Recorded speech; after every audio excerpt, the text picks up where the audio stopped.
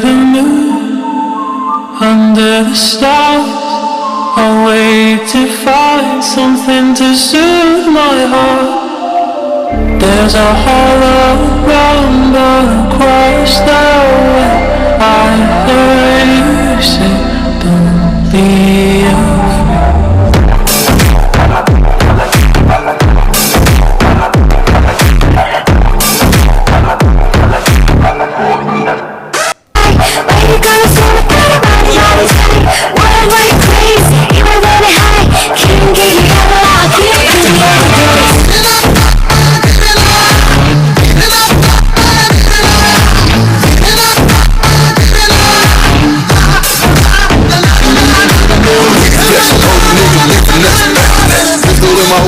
I need to touch palms itching, I can feel the money coming in. Won't settle for less, cause that's how I gotta live.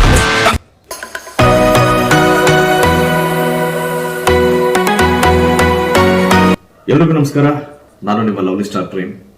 ಇದೇ February 25ನೇ ತಾರೀಕು ಬೆಳಗಿನ ಜಾವ HSR ಲೇಔಟ್ನಲ್ಲಿ ವೋನಿಶಾ mission ಕಡೆಯಿಂದ ಒಂದು ಮ್ಯಾರಥಾನ್ನ ಏರ್ಪಡಿಸಲಾಗಿದೆ. ಇದರ ಉದ್ದೇಶ ಏನು ಅಂದರೆ ಅಂಡರ್ ಪ್ರಿವಿಲೇಜ್ ಮಕ್ಕಳಿಗೆ ಎಜುಕೇಷನ್ ಇರ್ಬೋದು, ಸ್ಪೋರ್ಟ್ಸ್ ಇರ್ಬೋದು, ನಾನಾ ರೀತಿಯಲ್ಲಿ ಹೆಲ್ಪ್ ಮಾಡುವಂಥ ವಿಚಾರವಾಗಿ ಈ ಮ್ಯಾರಥಾನ್ನ ಹಮ್ಮಿಕೊಂಡಿದ್ದಾರೆ. ಸೊ ಹಾಗಾಗಿ ತಾವೆಲ್ಲರೂ ಹೆಚ್ಚಿನ ಸಂಖ್ಯೆಯಲ್ಲಿ ಈ ಮ್ಯಾರಥಾನ್ನಲ್ಲಿ ಭಾಗವಹಿಸಿ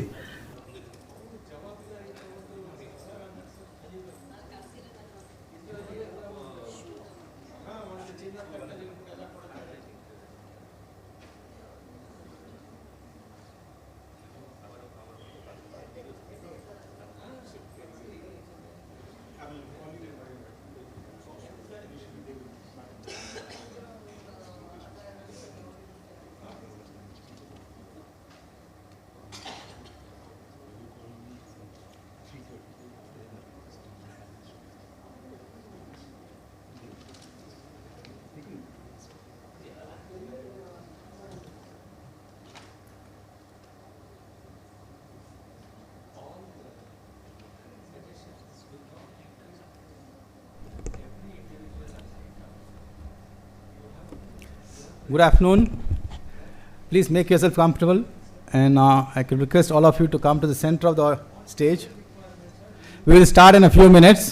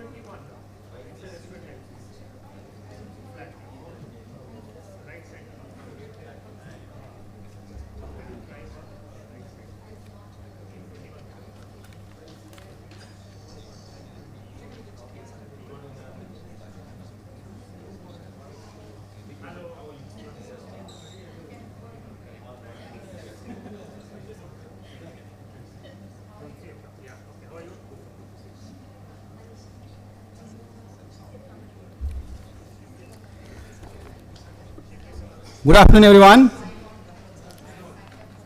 Good afternoon. The event Sree, Vonisha, Yuvankalpa Shaping India's Olympic Dream will begin shortly.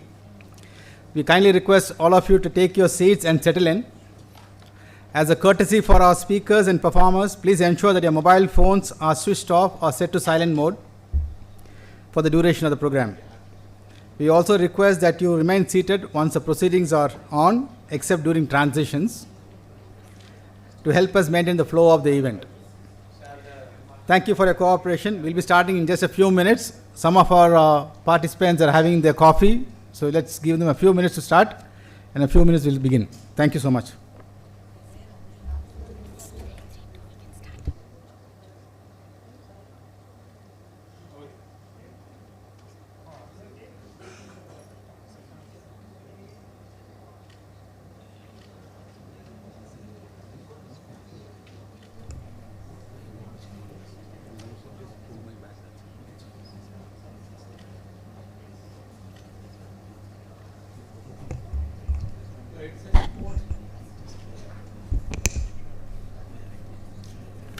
A very good afternoon to everyone present here and to all our viewers who have joined us online. Welcome to Sree Vonisha Yuvankalpa, Shaping India's Olympic Dream, a unique initiative by Sree Trust and Vonisha Service Foundation in association with IIM Bangalore. My name is Priya. I'm Mike. And together we are delighted to take you through this inspiring evening as we celebrate India's journey towards an Olympic future. Today, we come together to celebrate India's ever-growing Olympic spirit, the determination, grit, and excellence that define our athletes, and to reflect on how each of us can help nurture a sports culture across our nation. As India looks forward to hosting the 2036 Olympic Games, we are reminded that building world-class stadiums is only part of the journey. The greater challenge and opportunity lies in building a culture that values sports as deeply as academics, where parents encourage participation, where schools invest in physical education, and where citizens take pride in supporting our athletes. The vision of a nation ready not just to host the Olympics, but to live the Olympic spirit is what brings us together today. We have among us an inspiring constellation of achievers, Olympians, national icons, leaders, and thought leaders, all united by one shared goal: to shape India's Olympic dream. Thank you, Mike. To begin this meaningful evening, let us invoke divine blessings for wisdom and success. I would now like to invite our esteemed dignitaries onto the stage for the lighting of the ceremonial lamp, symbolizing enlightenment, positivity, and the eternal pursuit of excellence. May I please welcome on stage Dr. Nagasubramaniam and Mrs. Venkateshwari Nagasubramaniam, founders of Vonisha Service Foundation.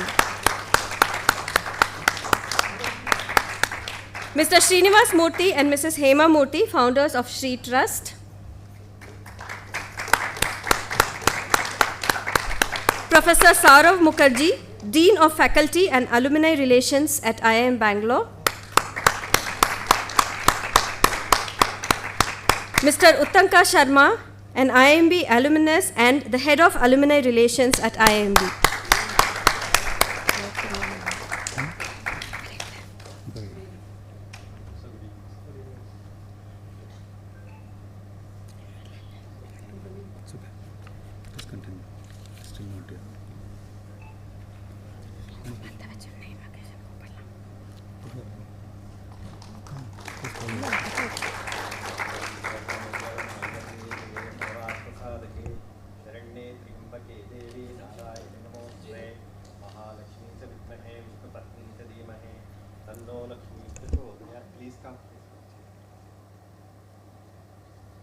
To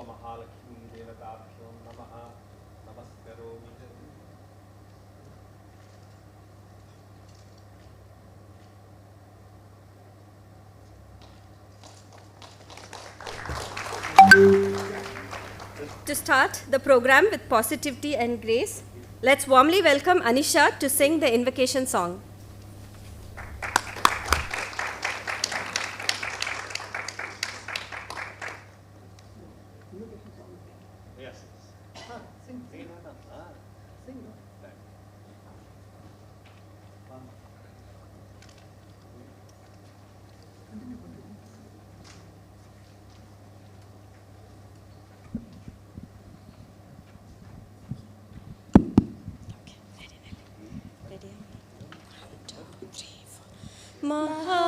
महागणपतिं मनसा स्मरामि महागणपतिं मनसा स्मरामि महागणपतिं मनसा स्मरामि महागणपतिं मनसा स्मरामि वशिष्ठवामदेवादिवन्दितमहागणपतिं मनसा स्मरामि महागणपतिं महादेवसुतं गुरुगुहनुतं महादेवसुतं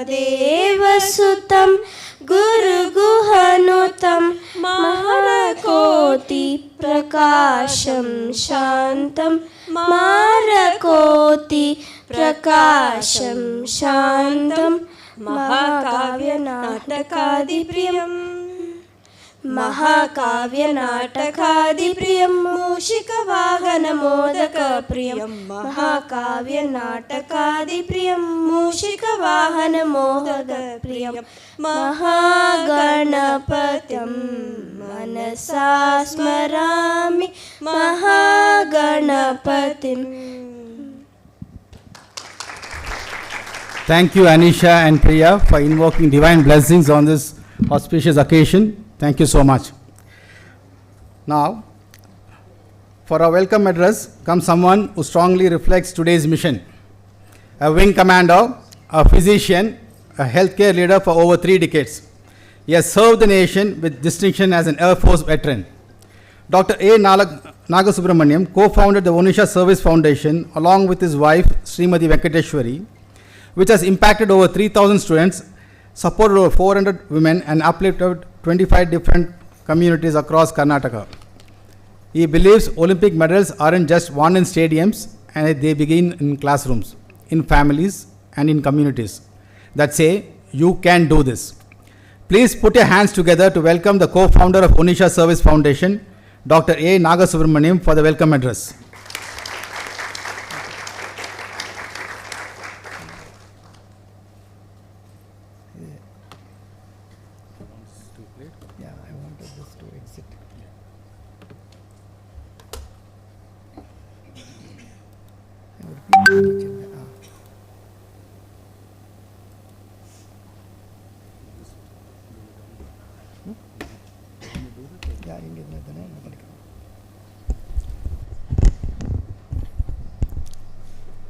It gives me great pleasure to welcome you all for this evening. It's a very important occasion, and my heartfelt gratitude to IMB management, Professor Saurabh Mukherjee, Utanka ji, and Ankita, and all people who had been helping us out to put this together. A warm welcome to all the panelists who could take time from their busy schedule. When I went and told them about this, why we are doing this, they all wholeheartedly said yes, and we could make this today, even today. And also the participants, the people who have come here to witness this occasion. Many people, because of Bangalore traffic, we had more than 200 registrations. They might be en route, they are all coming. Generally, people have a feeling that it is always IST, event starts in IST. But we are all, that is Indian stretchable time, that's what people think. But we are Toastmasters basically, and we try to start our meeting in time. That's why we had a very powerful Toastmasters in Mike and Priya to do the MC of this evening, so that they are stickler to the time. That's why we could start the event in time, because we want to respect the people who have come in time for this event. So with this, I want to tell you why we are doing this. Why we and Vonisha Service Foundation and Sree Trust, we have come together in this event known as Sree Vonisha Yuvankalpa. Why is this? Because today's time, collaboration is the key. The energy and synergy builds up when we all collaborate together. We are not like Hanumanji, where if something has to be done, he takes up the Sanjeevi hills and he goes and he does all the activities single-handedly. We cannot do that. We all have to collaborate. That's why this collaboration is the key. So Vonisha has been functioning in this space from 2017 in education, sports, skills, health and environment. Why? When I was, after my Air Force tenure, I was heading for Narayana Hospital at HSR, and accidentally came across these people in the slums. Will you, when I saw in their eyes, will you help me to get to step out to study?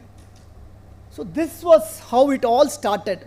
Our journey in a structured way in Vonisha started when we came across this through an organization known as BEAT Force, Bangalore Effective Education Task Force. You will be surprised to know, in Bangalore there are more than 20,000 children. The numbers have not reduced over the period of years. They are still wanting to have the basic education. You will be, I think most of you will be well informed to know that Bangalore has more than 50% of Bangalore's population is migrant population. So migrations happens regularly. So with that, because of the opportunities which people get, people from various slabs of society, they come in, and especially when they come from the lowest rung of society, for them the educational needs become the great challenge to accomplish, for the parents to accomplish. They are into their livelihood. They are not interested to make their children to study. You could see this kind of scenario. You'll be surprised, is this in Bangalore? Yes, this is in Bangalore. It might be next to you, which you and me may not be able to see this sometimes. We may not be seeing these things. So when we saw this, we realized that the need is to get them out of them from there first. So that is the most challenging thing.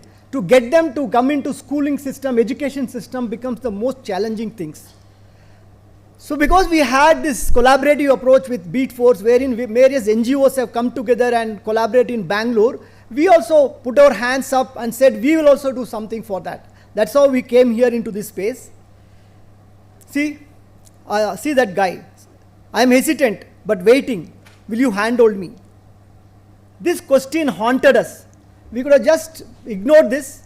We could have gone on with in our comfort zone, doing what we do happily, our own livelihood, our own surroundings, living our life. But we were not happy to do that. And my wife told that she will join hands with me. So then we started this Vonisha Service Foundation. So see the children, see the face, see their expression in the face. The expectations in their eyes penetrated our hearts. So they say silently, we can be achievers too. So changing lives cannot be done alone. We need helping hands.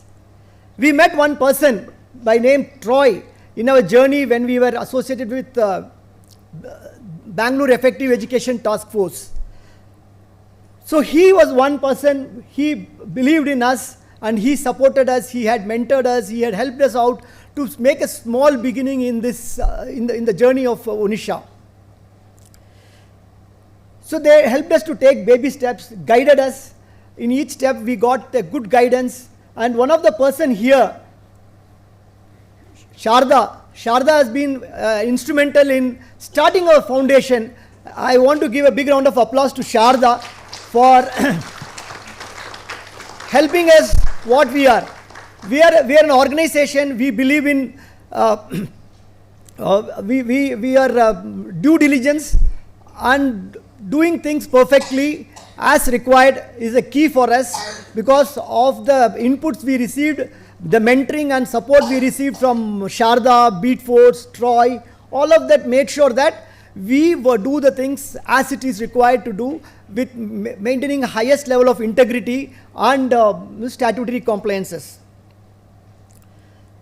So you will see the happiness is when you see these children take up baby steps. It's so infectious.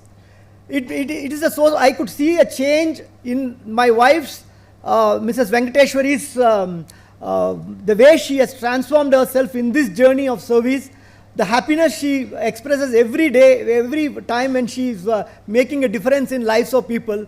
Believe me, it is not easy when you work with the underprivileged children, the street children, first generation learners, they are handling their parents, handling the society is not an easy job. But she does it with so much of happiness. I would like to give a big round of applause for her because of her we had grown in Vonisha.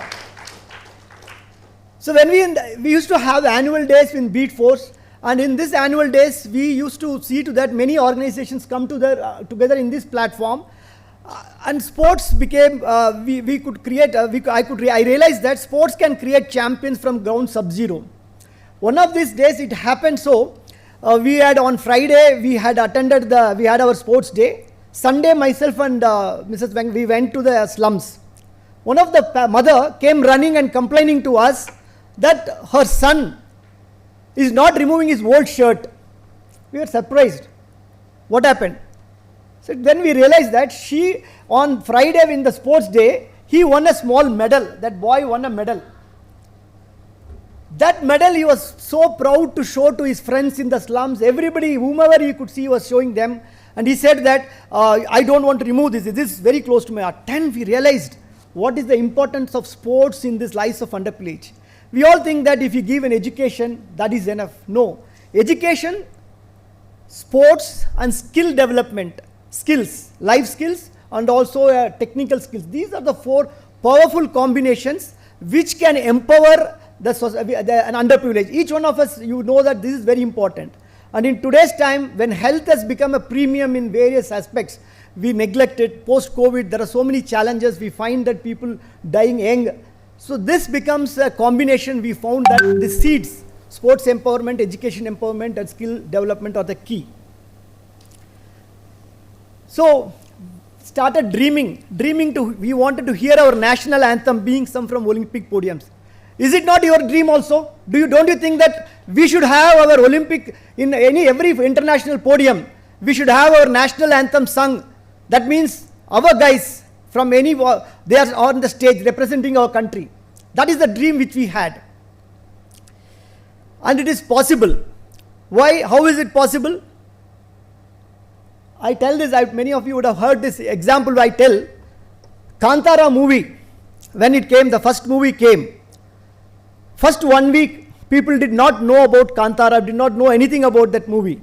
But just by word of mouth, by social media, people having seen that in the social media, that has become a super duper hit. A movie which was produced for a small money, it went on to become the big changes globally. And you would have heard that now that movie, the second Kantara has been getting into Spanish also. Time is not, next movie when it comes, I think minimum of 10, 20 international languages it would get dubbed. That is the power of social media. You know, you also know the negative things happen because of the social media. We all are very comfortable, we are very used to that. Suddenly some uprising happens in somewhere, they say that it is because of Gen Z and that is because of the social media. But at the same time, you can also leverage social media in a very, very positive manner. When India is going to host Olympics 10 years down the line, why can't we create a debate and discussion from the ground zero, sub-zero, wherein we tell that India has to get into, we have to get, as a society, we have to get into this sports. This is we have been cricket crazy country. We were spoiled by Kapil Dev when he lifted his World Cup, 83. It brought 3 cricket, now the bench strength is increased and we have 3 cricket teams. Anytime we can play against 3 countries. That is the bench strength which has been created. Then came Vishwan Anand. He won the chess championship. We became chess crazy country. We have Gukesh, Pragyananda and et al. Similarly, Prakash Padukone and Pulela Gopichand made sure that we have a big following in badminton. But unfortunately, in running, in athletics, a problem happened. Way back when Milkha Singh lost the Olympics run in a whisker, it so happened that we were all dejected as a country. We needed sporting heroes those days, and we had a lot of hopes, but didn't happen. Similarly, P.T. Usha. P.T. Usha was supposed to be the golden girl, and she was an Asian champion, and she was supposed to win medal in the Olympics. But unfortunately, 1 by 50th of a millisecond, she lost even that third medal. I met her some 4-5 years back. I met her in Bangalore when she came for a fundraising event for her. She is running an organization in Kerala for creating athletes. She's having a federation center. And when question answer time came, everyone was asking. It's a small crowd. I also asked about that, ma'am. How do you feel about what happened that moment? You won't believe that incident happened 20 years back. When I asked that question, she started crying like a small child in front of every one of us. That loss has hurt her so deeply, and she wanted to do some change. So that's why when India is going to host Olympics, you can imagine a situation when the stadiums are empty and nobody follows it. Nobody is following about that event which is going to be hosted soon. How it will be? It is not a good thing to see. And we can keep on pointing fingers at so many people. We can tell they have to do, they have to do, they have to do. But as citizens, what we are going to do? Are we not have a responsibility to create an awareness among our fellow citizens to take up this cause? And we need to take small but continuous effort to make it happen. We all citizens can make it happen. When Kantara can become a super hit just by 1 week of media's involvement. When so many good things can happen or so many bad things can happen in today's times because of the social media. As we informed citizens who all wear patriotic thought process in our sleeve, and we always feel that we should do something as citizens, but we feel helpless. Why don't we take that small baby step? Why don't we take baby steps in our place and in our surroundings and encourage? Most of the time you would have seen that even today's chief guest Syed Kirmani, he started his career as an athlete. I wish he was there too. Many people started that in that way. And we have so many amazing panelists also. They had all been sports persons, but they did not pursue the sports as their full-time career. They had to deviate themselves and to get back to them, but still they're maintaining the interest. There are many budding sports persons, athletes, sprinters, lost in this life's journey. We would all have lost them. Our endeavor is that let us create an awareness. Let us as citizens, let us see in our surroundings. We identify somebody that this person is going to be a sports, let us encourage. It's a big task, but even as Chinese proverbs say, even 1,000 steps journey start with a first step when you take up together. So that's why we put this panel together. I have Dr. Anant Ram is there. We are doing one health checkup for the school children. We are going to do a unique health checkup program, which is going to involve not only the physical parameters, psychological parameters, but physiological parameters also we are include, thanks to Major General who could we had so many brainstorming sessions with him. So we are doing that. Sure, we will identify, we will make some steps wherein we will do in the at the ground level, ground sub-zero level, we will put in that the seeds of things where we can take, everybody can take some steps to do that. So with that endeavor, we went and approached, first I approached Professor Saurav Mukherjee. He was kind enough to accept to be one of the panelists and gave us this place for us to be here today. And from then on, we had meeting each one of the panelists, whether it is Major General Hari Pillai, in spite of his busy schedule, he gave us time, we could interact with him. Suganya Ravichandran, I met her in Yeswasa University and then connected with her, and I could see that the type of journey she has been going through. I said I wanted her to be here. Saumil Majmudar. I heard about him. I would like to hear more about him here today in this forum. Dr. Vinay is not only a leading orthopedician, but he is also a sports medicine specialist, and also he is a sprinter by himself. He is a marathon runner. And thanks to Ravi Shankar, who had been kind enough to be the moderator for this session. With a big round of applause, I welcome you all for this great evening. It doesn't matter whether the hall is full or not. Whatever we are going to record now, this is going to go all over the country and all over the world. Wherever Indians are there, they will see this, the type of discussions going to happen, the types of thought process which is going to come here. People, this will go and inspire people, each one of them who is going to see this through the reels, through the social media inputs. They will ensure that it reaches to the people as citizens who matters. So we are having students from NMIMS, so many people out there. So all have to be the vehicles of carrying this information wherever you guys go. So that there is a real interest created at the ground zero level in the society, and we start this journey. Thank you for this opportunity. Thank you.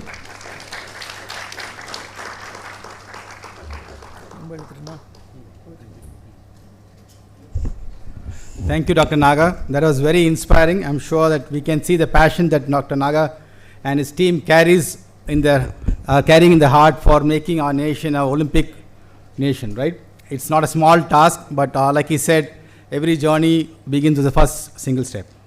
Now, moving forward, we are going on to the highlights of the event today. It's a panel discussion on Olympic sports culture, the citizens' role. This conversation brings together a dynamic group of individuals who have lived and shaped India's sporting and social ecosystems. To steer this discussion, we have Mr. Ravi Shankar, an entrepreneur, social innovator, and today's panel moderator. Ravi brings deep experience in leadership, mentoring, and societal engagement, making him the perfect bridge between citizens and change makers. With a thunderous round of applause, let's welcome Mr. Ravi Shankar to lead this inspiring conversation.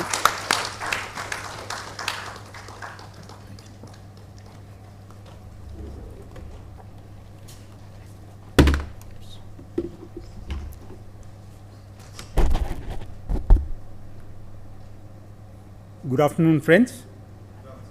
Am I audible? Yeah, okay. Thank you. A very warm welcome to the IIMB campus. I am confident the audience will be looking forward to hear our esteemed panel members share their insights. Let me go ahead and invite the panel members one by one. I will be introducing the panel members later once they are on the stage. So I would like to invite the first panelist, Major General Hari Pillai. Please come to the dais.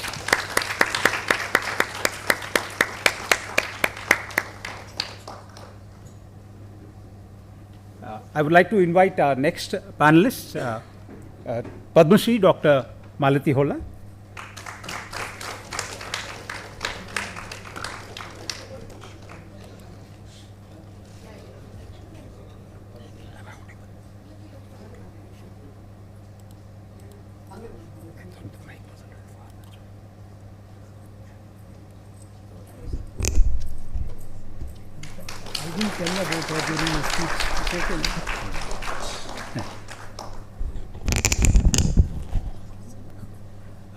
I would like to invite our third panelist, Mr. Saumil Majmudar. Saumil.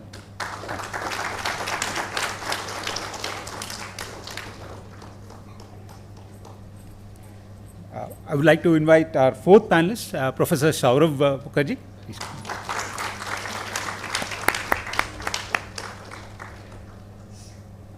Now I invite our fifth panelist, Suganya, Ms. Suganya.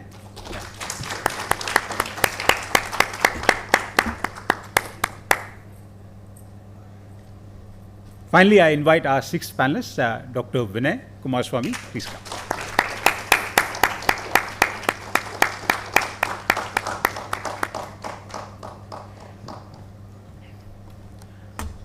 A very warm welcome to all the panelists.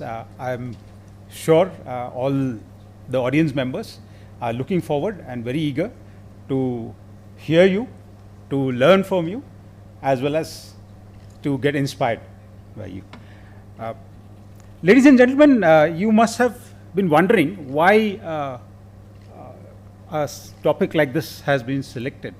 As Dr. Naga was saying, this is something that has been in his mind.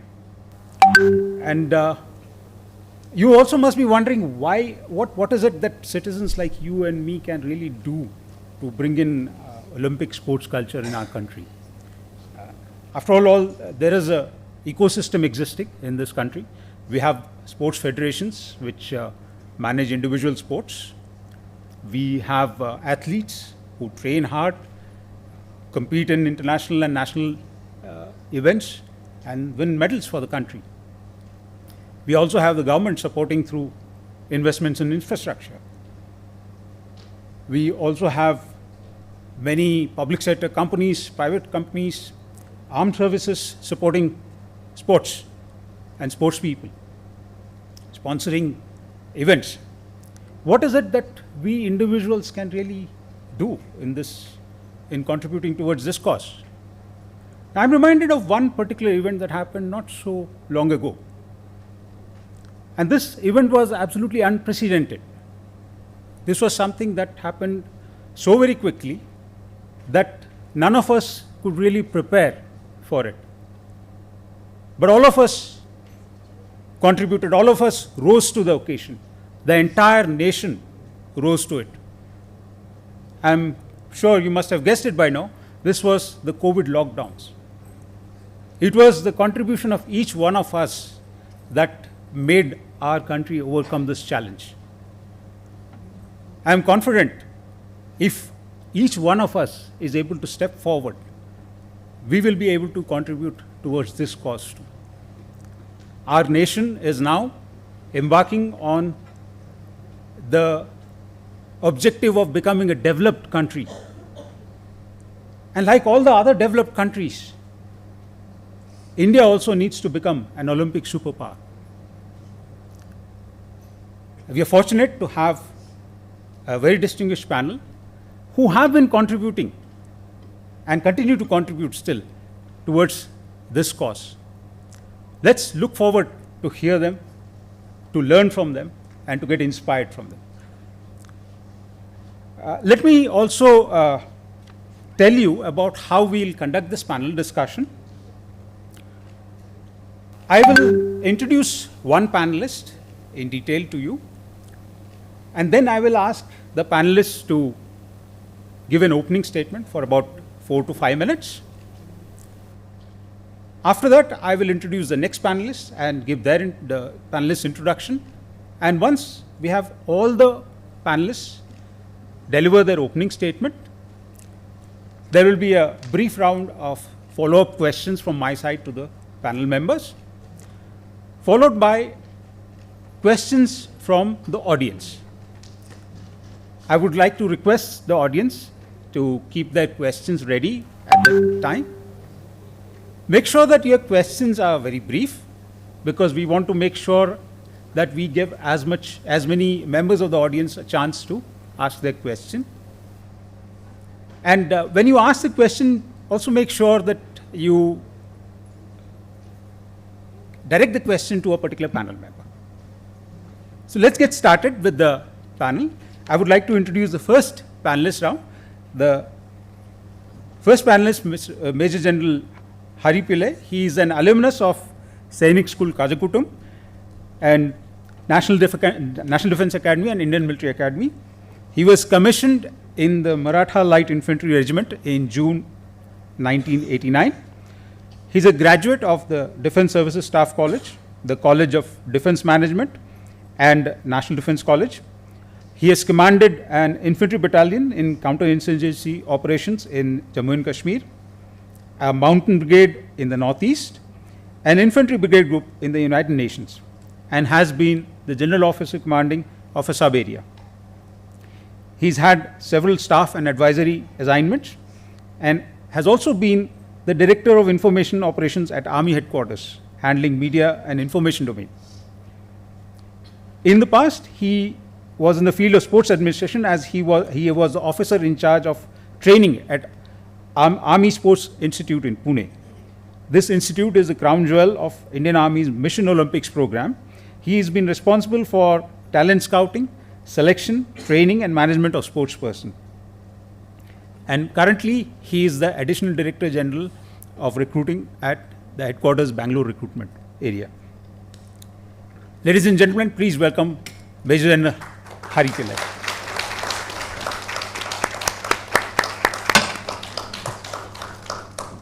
General Pillai, you can make your opening statement. Dr. and Mrs. Nagasubramaniam, fellow panelists, distinguished guests, ladies and gentlemen. Now, you would be thinking, why is an army man, out of uniform, talking about sports? This is not a voluntary assignment that I've taken. It is forced upon me by Dr. Nagasubramaniam. Right. Having said that, most of us in uniform are passionate about sports. We are trained right from the word go, and I've been in and out of in some kind of a uniform or the other from my Sainik school days. For those of you who don't know it, that's from the age of 10. I'm just about to hang my boots in a couple of months from now. That's about 50 years of uniform, 50 years of playing, and 50 years of sports in some form or the other. Even today, I think early morning, if I don't go out for my little bit of exercise, I feel out of place for the whole day. Now, that's exactly what I would, want to mandate. Sports is also an attitude. It's also recreation. It's a de-stressor. It is also competitive. The thing is, it's all together at once. There are not very many things or activities that you will find that can take the complete span of these, these forms that I just enumerated. It needs to be in a culture. The problem, with us as a demography, what Dr. Nagasubramaniam just mentioned, that we look for icons and we follow those icons. And hence, we have periodic changes, periodic fascination, if I may use the word, with people, events, and hence a followership. He also gave an example of Kantara, the movie. Again, a passion. You find, you can actually look at the Indian calendar on any discipline, be it sports, movies, politics, or anything else, based on these event calendars, defining movements of somebody achieving something, and you have a followership that comes in. So suffice it to say that it is one of the means to motivate and to get a following. But is that enough? Clearly not, because these icons come in, they are few and come in far between. So the necessity is for us to permeate through the complete ecosystem to sustain this attitude. And which is why I said I will participate in the citizens' initiative to look for or to promote sports. Now, we've had programs, both governmental and non-governmental, over time, successful ones in that. And if you were to look at our sporting culture and sporting history, it's not new, it's going on for quite some time. And periodically we've had our successes, and periodically we do have other setbacks. In fact, I'm too young to talk about Milkha Singh's time, but let's say when P.T. Usha lost that medal, I think the whole nation gave a collective sigh of disappointment. Right? That's how passionate we are with icons, passionate with we are with events. So my submission here is that it has to be a cultural shift. Now, how do we, as citizens, because policy is not in the citizens' hands. However, public pressure also does create policy. there is something, but there are certainly 2 or 3 definitive things that anybody or the public at large can do. And this would entail a shift in culture. Being an army man, I suppose I will always start with the aspect of discipline. You know, discipline is just doing the right things at the right time, at the regularity, when no one is looking at you, I suppose, without supervision. That's my definition, you know, to its worth with my service in uniform. Discipline is not something which is limited to the army or to the uniform. It permeates every activity, every aspect of life, every discipline, every vocation, and every relationship too. The second aspect which I would, which I would want to highlight, and I will explain or based on questions that you may put across to me at a subsequent time, is about participation. Now, what do I mean by participation? All of us cannot be running on a 400-meter track when Olympics, for any kind of event. But all of us can definitely go and encourage people. How many of us take time out as a nation, as a demography, to go and encourage kids, whether they be from the slums, as Vonisha Foundation is doing, or, a village athletic meet, or a school athletic meet. Motivation and encouragement also does create icons. It's finally, exceptional output or outcomes require exceptional effort. And it is very difficult to sustain exceptional effort. There is requirement of motivation, more or less at every stage. And there are very few people that I know of and that I've read about who could have sustained these efforts on their own. Most of our icons had some mentor, some person behind the scene who was motivating them to keep up the pressure to perform. And that is something that any one of us can also do if we put our minds to it.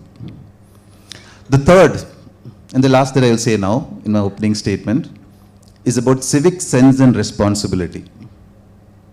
Now, why do I bring it into sports? Sports as a discipline requires facilities, infrastructure, and most of them are expensive to construct and definitely difficult to maintain. The problem with, us as a population, as a country, as a society, is that we do not take ownership of any common asset. I'm not putting it as government asset, I'm putting it as a common community asset. It is, we have this business of othering, that the others will look after it. Now, any facility, now I can give you multiple examples or multiple illustrations on the score, which is to say, encroachment of a sports facility by, for whatever reason, by whoever, from hawkers to to powerful people,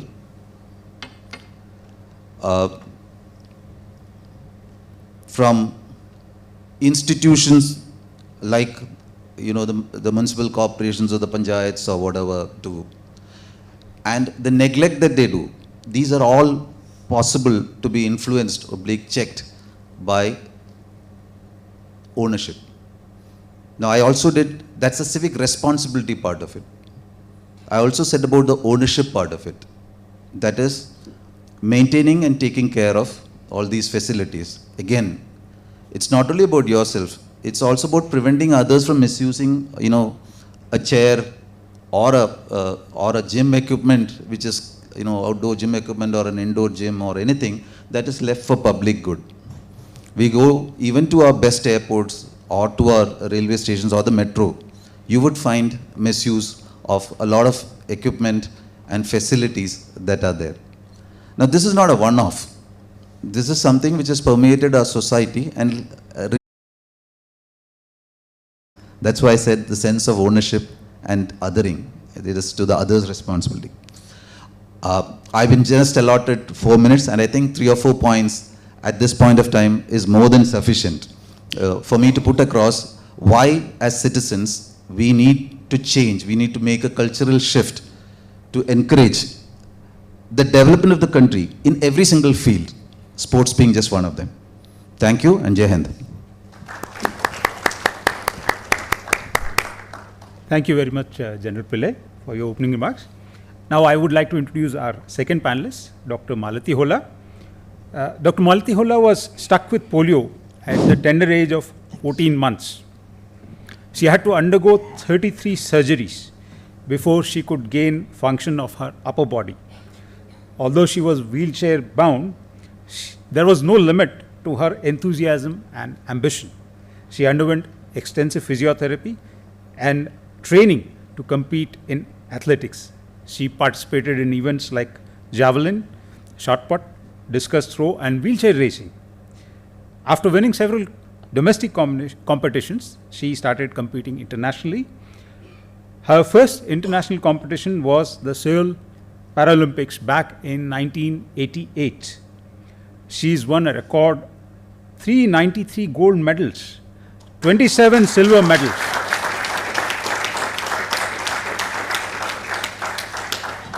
and 5 bronze medals in national and international competitions. She was conferred the Arjuna Award in 1995 of sport to transform lives. Ladies and gentlemen, please welcome Dr. Malati Holla.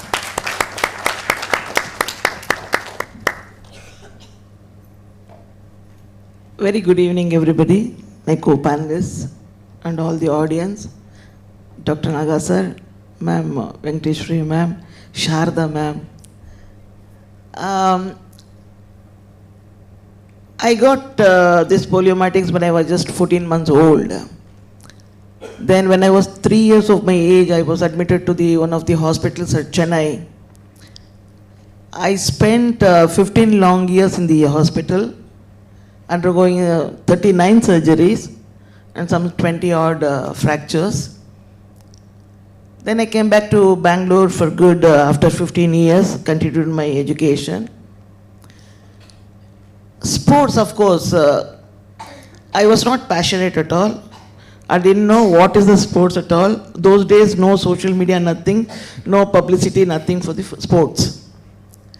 I just wanted to forget my physical pain and mental trauma for all the 15 years which I went through.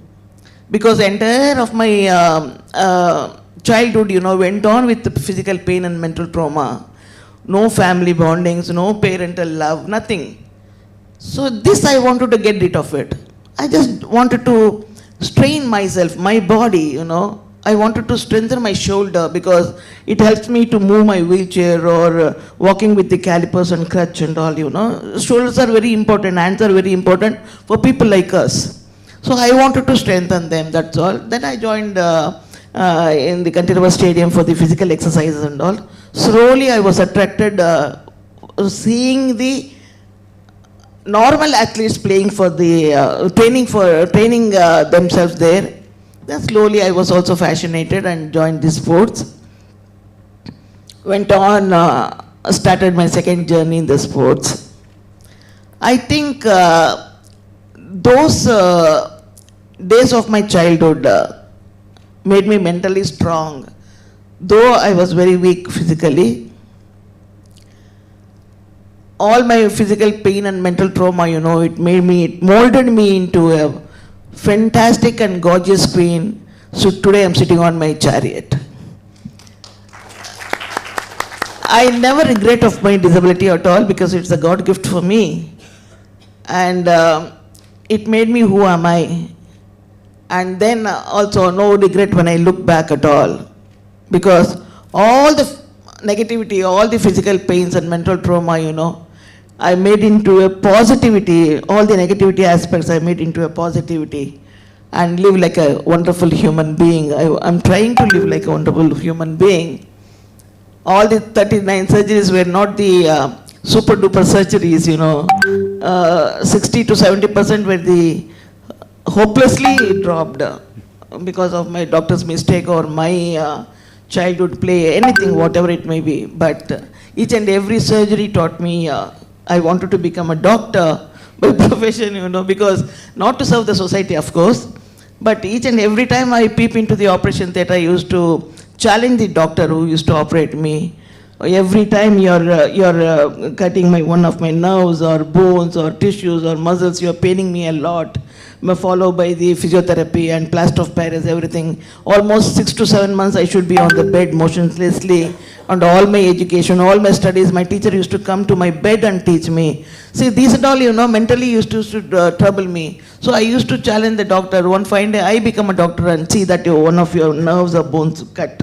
So this was a childish maybe wish or prayer in me, but always, who's sitting upstairs, always basic in discuss. You made me doctorate, honorary doctorate, So I'm a Dr. Maltiwalla today. So I'm so happy. So that doctor, the prefix doctor has made me so proud, At least people like me, can do so many things. In spite of their disability, in spite of everything, they can do wonders in their life. And first of all, we have to be happy for ourselves, whatever is we are having in our body or in our life, whatever we are having. But we should be happy for what is given by the Almighty. We should understand the life first. Then everything will become so normal. No grumble, no cribbing, or government not done. In my days, no government support, no social media, no infrastructure, no wheelchair-friendly accessibility. In my days, Cantillo Stadium, I think Sukanya ma'am knows it. No wheelchair-friendly accessibility at all. But even though, we used to go and struggle a lot and make ourselves happy, though we get a name or not, that is secondary. Though we win or not, that is secondary. But we used to put our most 100% of our effort while training. I think that strongest foundation what we put today, all the para-athletes are enjoying their lives today. So that proudness we have that. Ultimately, I am not 100% sports person, I can tell you. In my events, technically, I'm zero. Because I have whatever I am today, it is without a coach I have learned. Wherever I go, whichever abroad I go, and used to sit in a corner and watch what other countries' athletes used to perform. One-to-one coach was there, how they teach them, everything, how they throw the shot put or discus, whatever it may be. I used to sit in a corner and watch it. Then come back to India, I adopt all that technologies, then I used to do that. So today I am not a perfect sports person, I should confess. Only thing is I made my mind strong. I go, perform and win. That's all I know. Thank you so much. Thank you, Dr. Maltiwalla. I would like to introduce our third panelist now. Saumil is the co-founder, CEO and managing director of Sports Village, India's leading sports education organization.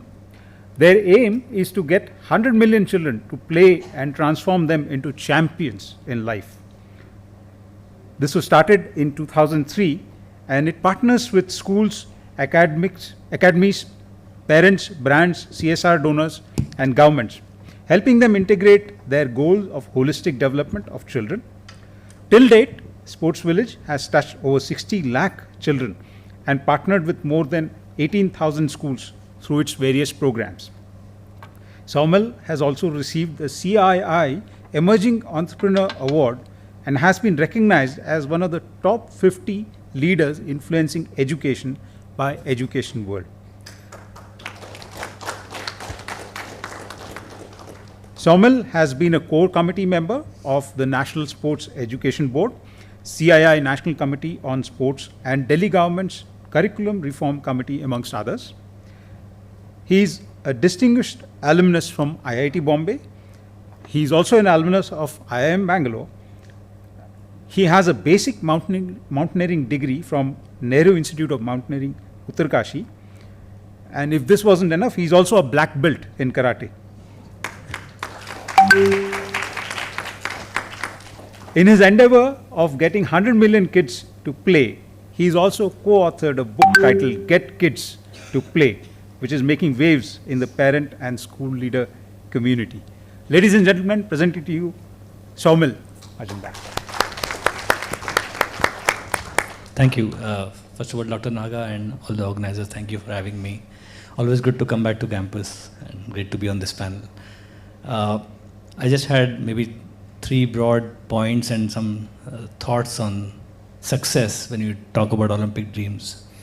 Nitin Pai from Takshashira, some of you know him, has written a nice article talking about why does the Olympic dream even happen? Why Olympics? And typically 3 reasons are pointed out. And those 3 reasons I thought will be a good framework to talk about how should citizens engage, since that's your context here. One reason is national pride. We want to see national anthem on the Olympic podiums, we want to see the flag, and there's this notion of national pride, there's notion of all of us together, internal differences separated, us against them, unification, there's a whole national pride and feel-good part for sports. The second reason very often mentioned is infrastructure development.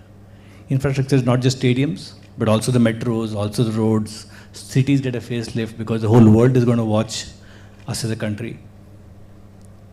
And the third reason very often is health and fitness of the population. That because there's Olympics, people will get inspired, people will play, and therefore society will benefit.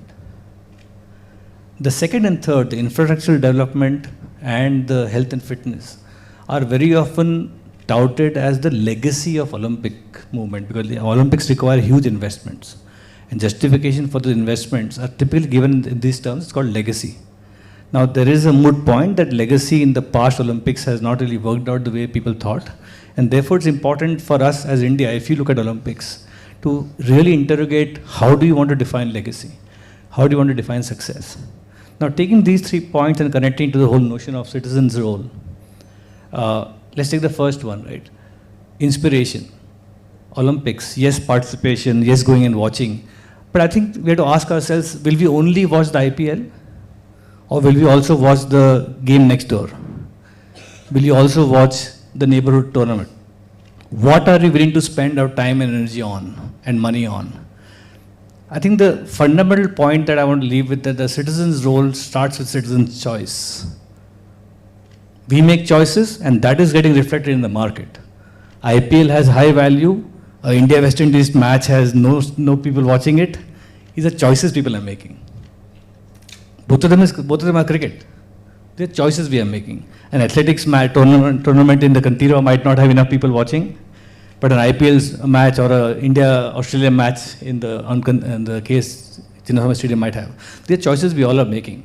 So one is the whole from an inspiration perspective, what all do you want to inspire? Only the best, only the elite, or also a neighborhood child playing? And that happens when you show up and support. The second is infrastructure. Do we only want stadiums? Kantira Stadium is not accessible to most of us. They're accessible to elite, and it should be, but what about us? I want a playground for my child to play in, but I don't have a playground near my house. So what is infrastructure? What do we define as infrastructure for a sporting country? Playgrounds near my house, safe walking footpaths for my child or my daughter to walk and feel comfortable and safe to walk back. I think we have to ask ourselves, what do you want to define infrastructure? To inspiration, infrastructure. And lastly, the whole notion of health and fitness of the population, right? And these are all fundamental choices. The approach we have taken is that the answer is in schools, answer is in education. If educational institutions embed sports and physical activity, and Saurav here is a big supporter of that, whether it's IMB-like institutes or schools, then you will have a generation of people walking out with physical skills and a love for sport. Most of us have learned history and biology. Most of us are not historians or biologists. Why did we learn it? Because it was part of education. Similarly, can we have physical activity in sports as a part of education? Some specific example, just to remind us that it's not just empty words. There's an interesting gentleman called Arun Pai, also fortunately alumnus of IIM Bangalore. He's Ugly Indian and now Walkuru in Bangalore. They've taken up initiatives to just clean up footpaths and clean up spaces underneath bridges where kids are now playing. So some of the initiatives are not very difficult to do, whether it is deciding on how we want to decide the infrastructure and so on.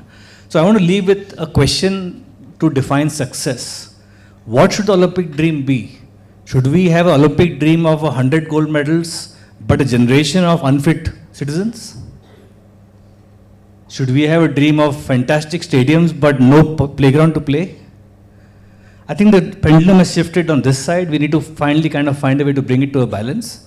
And maybe balance is what I would define as success, to balance both inspiration as well as access to everybody. Thank you. Thank you, Saumil. I would like to introduce our fourth panelist now, Professor Saurabh Mukherjee. He is the founder chairperson of the Center for Teaching and Learning at the IIM Bangalore. He has received the UNDP Fellowship for Research in Inclusive Business Models and the Wilgrow Fellowship for Research on Social Entrepreneurship. He has authored many case studies on social enterprises, which have been published online by Harvard Business Publishers. He was awarded the IIMB Alumni Award for the Faculty of the Year, IBM Faculty Award, and the IIM Chair Professor of Excellence. He is currently the Professor of Organization Behavior, the Dean of Faculty, and Dean of Alumni Relations and Development at IIM Bangalore.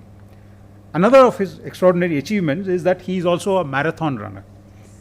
He has been training since 2011 and has completed 30 full marathons and 5 50K runs.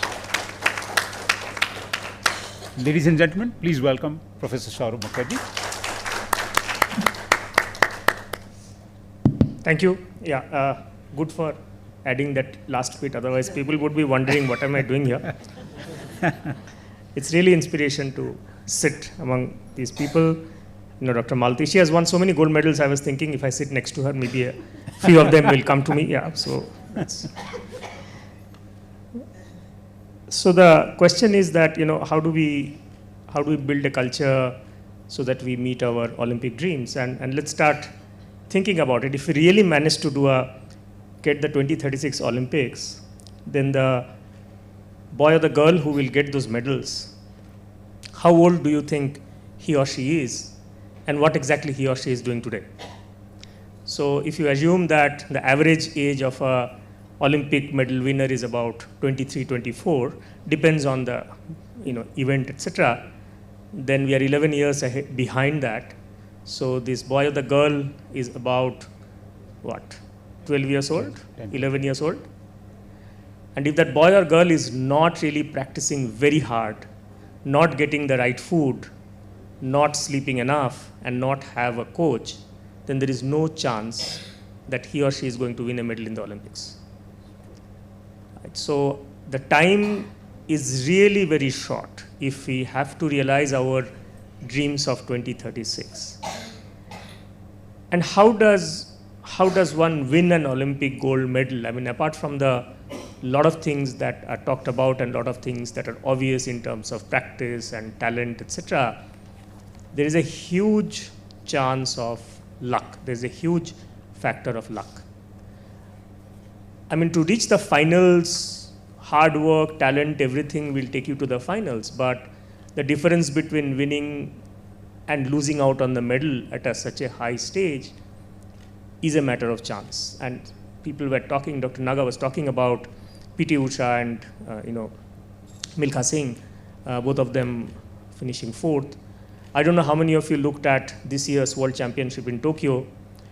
And remarkably, in the marathon, there was a photo finish.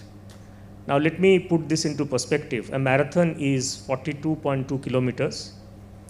So imagine that you have run for 2 hours, 10 minutes, or 2 hours, 11, 12 minutes, and could not win it because of 0.05 second. That's how much the difference is. In fact, this was quite surprising this time, that if you look at the longest of distances, which are typically won by much bigger margins. You can think of 100 meters being a photo finish, but this time if you look at the marathon, the 10,000 meters, the 5,000 meters, which are usually very long races, they are typically not photo finishes, but men's and women's, most of the races were finishing as a photo finish, which just tells you that the world is becoming, like in every field, much more competitive, and at that point that luck matters. And that is where I think the culture part I would link to it, because unless and until thousands and maybe millions of us are playing and developing, when I say us, I'm talking about athletes, swimmers, archers, shooters, there is very less chance that we will be able to win Olympic medal. It is not a magic, it's not going to happen very quickly. And culture building is an intergenerational impact. Culture building, forget about a nation, even for an organization, if you think of culture building, it takes a very long time. So that's the reason why, organizations like Sree, Vonisha, the way they are looking at it is very important, because unless and until large number of people are going out and playing, we are not going to produce those champions, because champions are, I was talking to Saumil and he was laughing at it, saying these are what I called as standard deviation item, these are exceptionals. And Usain Bolt is not a normal person. I mean, he's an exceptional person. Look at any athlete, any big sportsman, they're exceptional. And you can only identify those exceptionals when large number of people play that sport. Why are we reasonably okay in cricket? Because cricket is one sport which has kind of percolated down to the largest, down to very, very deep part of the society. That's why you see so much of talent coming up. Unless until we do that, in other sports it is extremely difficult for us to realistically think that we will do very well at the global stage. And so what do we need to do for that? That's the larger question. How do we kind of build the culture? And many of the points which have already been touched, Saumil does amazing, he's an organization does amazing work on looking at the schools. And he and his team had identified this need at a very early stage. Very simple. He came and said that, well, I look at schools and there are no playgrounds. How do the kids play? And this kind of brings us back to a very very notion which is deeply ingrained into us, that academics and sports are not connected. In fact, when we grew up, they were kind of opposites to each other, right? I mean, people who are playing the whole day are bad in maths and science and not good academics. And people who are good in academics are not expected to do well in sports. And our society, because of various reasons, actually puts a lot of value in the mind thing, the academics thing. And sports is often if you're not good in academics, then maybe sports is okay for you. And where is the mindset coming from? That's a mindset which many of us still carry. That's a mindset which most of our parents also carried. And how do we change that? I think one of the things that we can do is each one of us will have to go out and play something. None of us are going to be champions, maybe some of us are, but otherwise it's the parents, it's at a very early stage. If the children see their parents active, playing some sports, etc., if they go to the school and see their teachers talking about sports and playing, then only this culture will build up. Then only the child will feel inspired to go and play, to try out something. And that's where this whole orientation about fitness, because we are not playing to win. I mean, most of us don't play to win. When I first went for a very structured training for doing long distance running, my coach Santosh Padmanabhan told that, hey, you are not here to win anything, okay? So you are here to have a life of fitness. And so I will end with only that one point, that it is good to, tell others, do this, do that, this culture, infrastructure, etc. But I think it's among the other responsibilities which have been talked about, this one responsibility on each one of us, that are you going out tomorrow morning and doing something in terms of your own physical activity? Yoga, badminton, running, swimming, whatever it is. And then each of us will become a role model, and that will convince the kids not to spend time on social media, maybe sleep on time, maybe eat on time. Otherwise, all of us know, right? Sermonizing kids, sermonizing students, do this, do that, doesn't help. I mean, they are even getting smarter and more mischievous day by day. So if you tell them something, they will not listen to it. Okay, you have to show them and hope that they will follow you. I'll stop there. Thank you, Professor Mukherjee.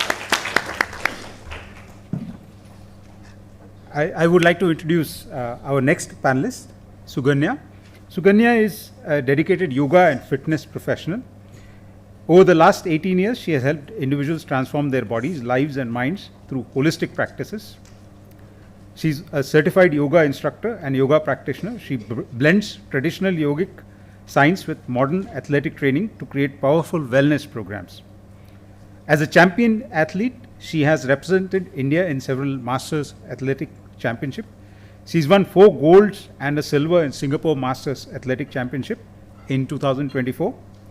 She won 3 golds and a silver and a bronze in National Masters Athletic Championship Bangalore this year. She won 3 golds and a silver in National Masters Athletic Championship in Pune last year. And she is now competing in the Asian Masters Athletic Championship in Chennai next month. Ladies and gentlemen, please welcome Suganya. Good evening, everyone. Thank you so much for this opportunity, especially to Naga sir. As I was practicing for my Asian meet, it is tough for me because a lot of 6-month practice I used to do it in 1.5 month of time. As I'm into housewife and I have 2 kids, we have to take care of the family. In between I have to run and then I have to go for my meet. So this is how my journey goes actually. In my school days, when I was into 6th grade, my school principal introduced me running. Before that, I seriously don't know what is running. But once when I started running, I feel it is very happy. I've never felt happiness in anything. But when I started running, I feel, okay, this is something different and which makes me so happy and I can do anything and everything. 1-2 hours work also I can do it like that. So I started 6th to 12th, I used to be a school champion. After that, I'm not able to continue my sports because of I have to study and I have to get married, this, that, everything. Almost 20 years of my life is gone. So recently, last 2 years back, the same school principal have come back. I don't know where he was before and how he has come back. He's the one who told, why can't you run again? I told it's almost 20 years and I'm totally not into touch and I seriously don't know how to start. Then he showed me the pamphlet how this Masters Athletics Championship. When you see that, you really get scared because of the high jump and long jump and the hurdles. In the poster, it was I told sir, I'm same old Suganya, but almost 20 years now and I seriously can't do it. He told, no, try. You won't believe, just like a inky pinky ponky, I have choose my 3 events. Because as I was totally not into practice, but I am into yoga, I am into fitness, but fitness though you can't run means I don't know. So I was recently did a sari run, which 5 kilometers I'm able to do in 40 minutes. That also I did it because they said with sari it is difficult to run. I told no, I can do it. That is how I do, because see, if you say no, I will say no, I can do it. Then I did it. So I thought, okay, I can choose one event as 5K. And other 2 events, I was wondering what to choose. Then I thought, okay, 1,500, because which is less distance. And one more event, I don't know, because I can't choose 100 or 200, because I know. When in the school days, how tough it is, I know. So I discuss and other, track and field events are also there. I was looking for shot put and other things. Then I thought, okay, discuss maybe. Just like that we can throw it kind of thing, I choose that event. I seriously don't know those, how to do also. So seeing other people, I was Googling and then I thought I'll go. On the day of event, I'm really scared because a lot of people are talking about pace and other things and running and rounds. I seriously don't know how many rounds I have to run for 5K in the track. I think it's a 400 meters ground. That also I don't know because I've never been to ground at all. So I was looking other people, I was thinking, okay, we can try this, we can try that. And I actually got a silver medal in 5K, which is, I was very happy to be, first time I went there and I didn't even expect that I can be one among them because all are marathon runners. And they were running almost 8 to 10 years. So in long jump, in discus throw, I got 2nd place. And in 1,500 meters, I got a gold medal. So that is my first happiness, where after this in 40 4 years, I can't even believe myself because I was thinking, how come I can do it? So then I thought, okay, because this is my childhood dream. When in the school days, each and every day I'll be thinking of this long jump. I don't know why. I want to do a long jump and get a gold medal to represent India is my dreams in my school days. Actually, last year I got that actually. Because it took almost 20 years of time. But still, what I want to tell is, as everybody told so many things, which everything I've gone through. Only one thing what I'm doing is, it's willpower. I want to do it no matter what. 4 o'clock I used to get up. I used to cook for my kids and I used to drive 1 hour to stadium, that too now. Last 2 years back, I don't even have a coach. So I again choose the 100, 200 long jump as Inky Pinky Ponky as my events because I don't have a coach and I don't know how to choose my event because as I did a long distance, I'm not able to continue that. First 1 kilometer, I did it in 5 minutes, which is actually a pakka, I think a racer can do that. And other 4 kilometers, I was dying hard to complete and I completed with 31 minutes 5K. That is how I just come into this field. Then everybody told you are running like a sprinter, go for sprint. That's why I choose that 100, 200 and long jump. And seeing others and seeing the videos, I was practicing near my house. There was a lake where I used to run in the mud ground. Almost my shin bone will pain, my whole leg will pain and whole body also will pain. But my mindset is, I want to win. No matter what, I want to win. Each and every day, I used to put oil and put hot water, try to do something or other just to survive. Last nationals, 1.5 month practice I took because before that I don't have practice. So with 6 months of practice, people used to do and get medal, and I'm able to fit into that because my coach says you are running mentally, not physically. So why I'm telling so much about this is everybody can do it. Like me, there are a lot of people who did it in school days still are sitting in front of me. I can see them. Almost 15 to 20 people, I grab them inside masters now, telling the same story. Because everybody will be thinking, okay, I'm also in the same phase. So you can also come. Only thing is just set a mind. As everything is possible. Try to sleep, as he told, eat on time, and do some workout. Out of 24 hours, if you can't spend 1 hour for yourself, then what is the purpose of living? So everybody can be an Olympic champion, as you told, but just try. So as a housewife, we were taking care of the kid, and even as 45 years woman, what all she's going through, I'm also going through. I'm also in the same menopause problems, and I have also met a minor surgery 2 months back. But still, I want to represent India in my Asian meet. I hardly have 15 days of time, but 100% I will do it. And next year is my World Masters. That is the final stage for me. So by God's grace, things are happening. Hope I will do my best. Thank you so much for this opportunity. Thank you very much, Sukanya. Now I'll introduce our final panelists, Dr. Vinay Kumar Swamy. Dr. Vinay is a highly respected orthopedic surgeon with over 17 years of experience. He is associated with Fortis Hospital, Rajajinagar. He specializes in joint replacement and arthroscopic surgeries, particularly for sports injuries and upper limb conditions.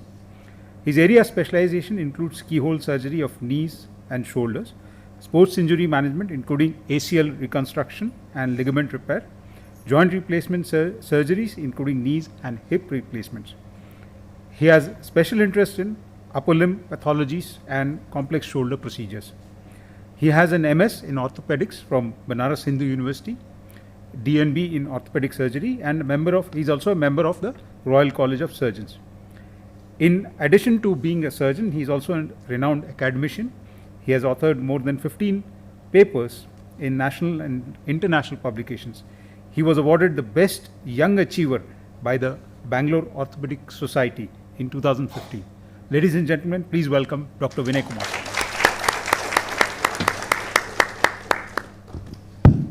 Yeah, a big thank you to Dr. Naga, Vonisha, for having me here. It is wonderful to share the stage with all the esteemed panelists.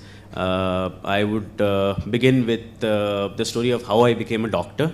Dr. Malti told that she's undergone so many surgeries and that made her want to become a doctor and she's an athlete. I am the opposite of that. I wanted to become an athlete, but I scored good marks in my PUC and my parents made me a doctor. We were two brothers. My elder brother chose to be an engineer. So, she wanted that when you go to the function, wow, one son is a doctor, one son is an engineer. So because my elder brother became an engineer, I had to become a doctor. But this is something I love doing. This is something which I am very passionate about. I like talking to people, and that's what I do in my day-to-day life. That is my profession. I don't, key in codes. I don't, munch numbers. I talk to people. That is my profession, and I love it.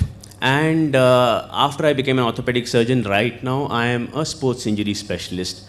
The athlete in me never went away, and now I'm helping athletes get back on their feet as early as possible, and get back to their pre-injury levels as fast as possible.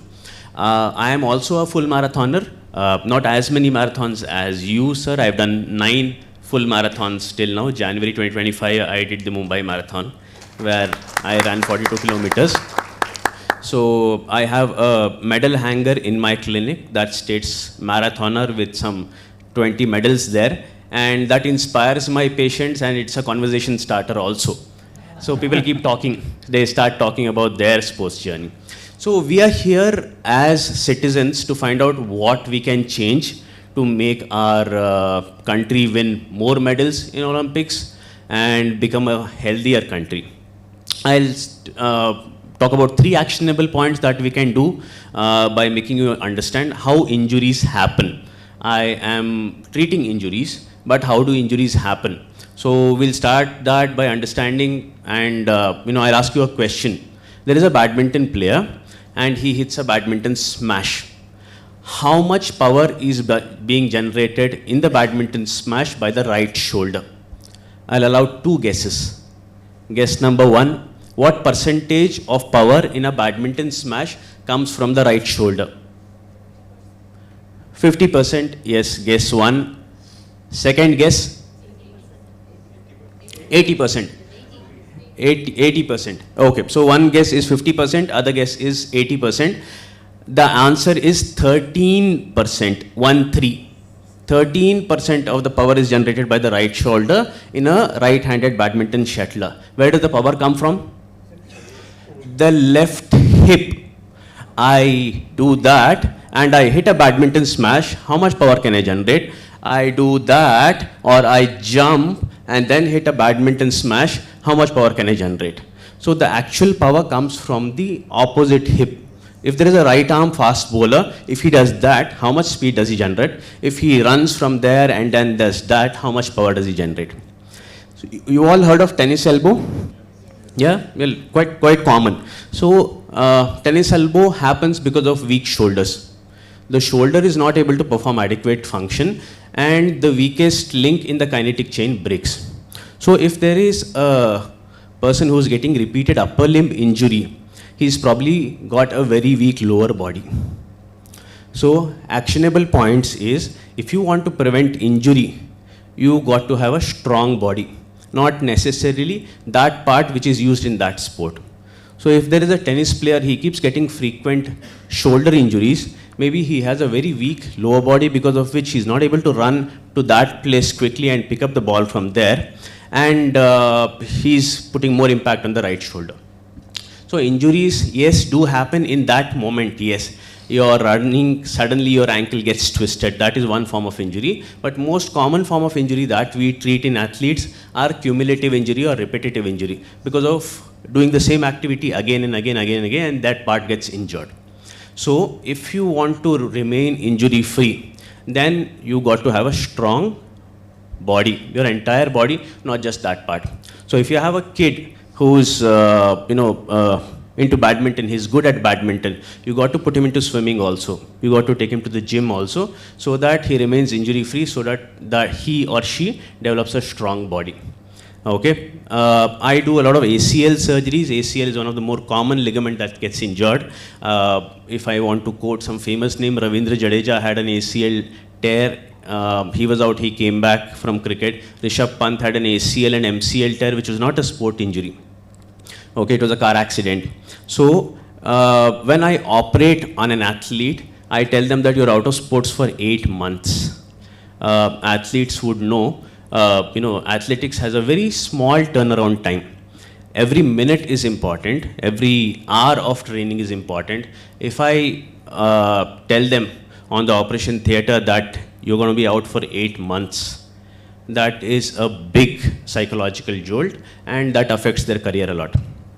So, actionable point 1 is, if you want to remain injury free, don't get injured, you have a strong body. We as a population, actionable point number 2, how do we become healthy? As was mentioned, if we all start playing sports, one or the other, we will churn up more athletes. I get a lot of patients who come and tell me, doctor, I am walking for the last 20 years, now I got neck pain. Guru, you've not exercised your neck at all. Obviously, you'll get neck pain. You've been walking only. You've been exercising your legs, your heart and lungs to a certain extent. But you've not exercised your whole body. So start exercising your whole body. My jogging partner is a 63-year-old gentleman. And he was having food and suddenly his spoon stopped. It was neither going in or coming out. Tears started flowing in from his eyes. And he was having a stroke. He was taken to the hospital. They tried to put a stent into his brain, but it didn't go in because the vessel was very kinked. At that age, say 58, he decided, oh, now enough is enough, and I've got to make myself healthy. He started running from there. At 58, that is when he started running. At 63, he can run a 21K. So,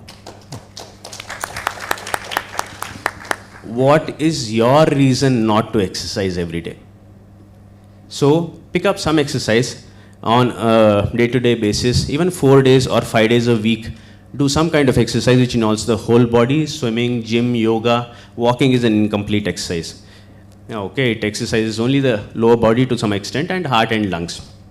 So, we as a population should take up some kind of sports so that we make ourselves healthy and we can produce more athletes.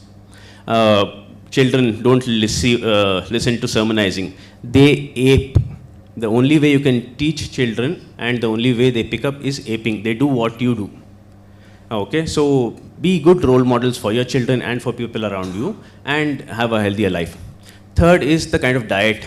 That is the third actionable point we as citizens can take with our health and with the population at large. Childhood obesity is increasing, and we have a lot of people who are taking a lot of fast food, which is not good. Okay, there is a saying that if Anna Saru is eliminated from Karnataka's diet, half of the diabetes will get cured. What does Anna Saru have? A lot of masala in the Saru, and Anna is all pure carbohydrates. So 50% of your diet should be fibers.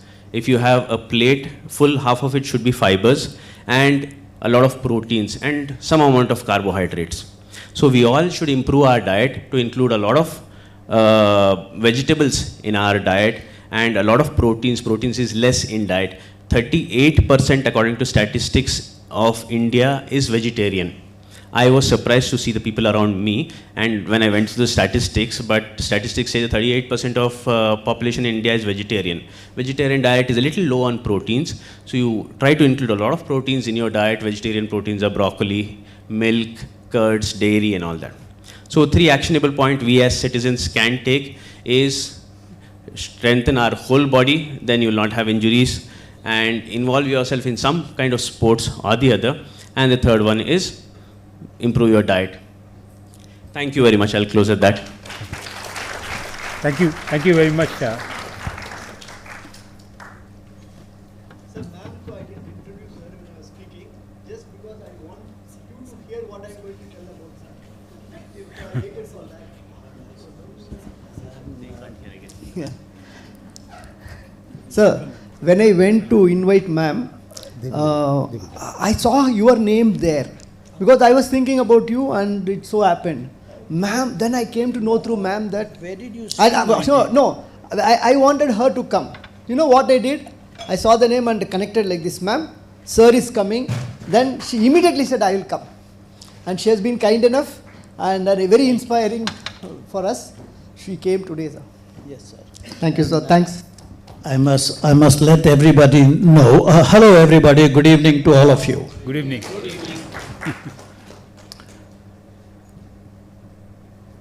The First Lady, Padma Shri Arjuna Awardee, Malati Holla.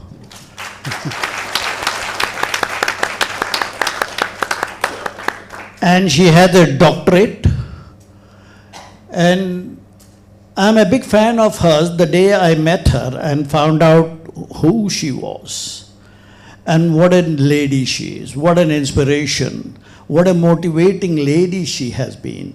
So I'm a big fan of hers. Yes. A huge round of applause for Malati Holla.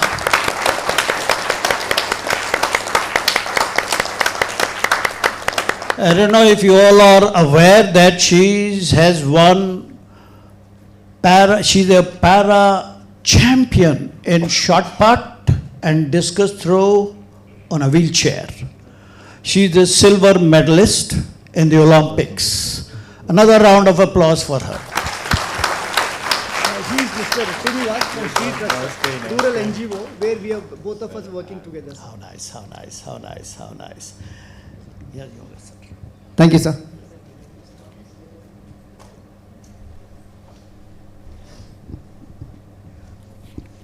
Thank you very much to all the panelists for your opening statements. I would have a brief question and answer session from my side before we move on to the audience questions. Let me call upon Shaumil for the first question. You endeavor to change parental mindsets through your sports village to see sports as a viable career path for. And what kind of challenges have you faced in this endeavor, and how have you been able to overcome them?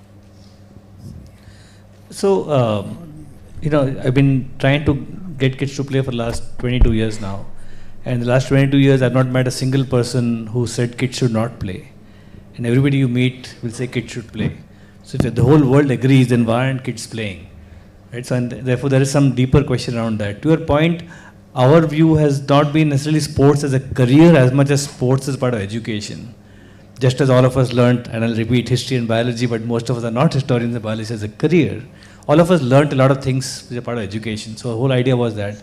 To your question, the challenges we faced were really around building a viable business, because I was approaching it as an entrepreneur. I was not approaching it from a policy perspective or an academician perspective. So the question was, how do you create a sustainable model around it? And so we spent like 6 years, first 5 years trying different models, what is called pivoting nowadays, from 2003 to 2009.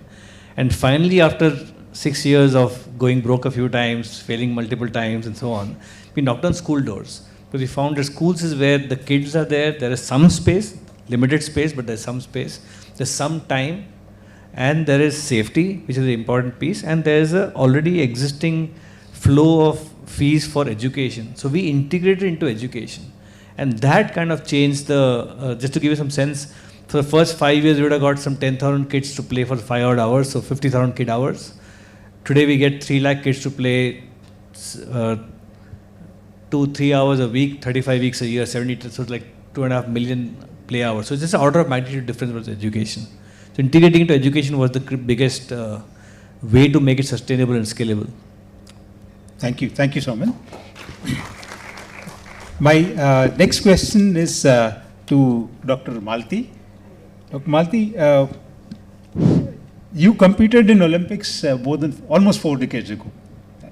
And how do you see public perception of Olympic sports evolve in the last probably 20 years? How do you see the difference? Those days, unfortunately, no support from the government or the social media, or even from by your families also, due to their poor economical condition, you know.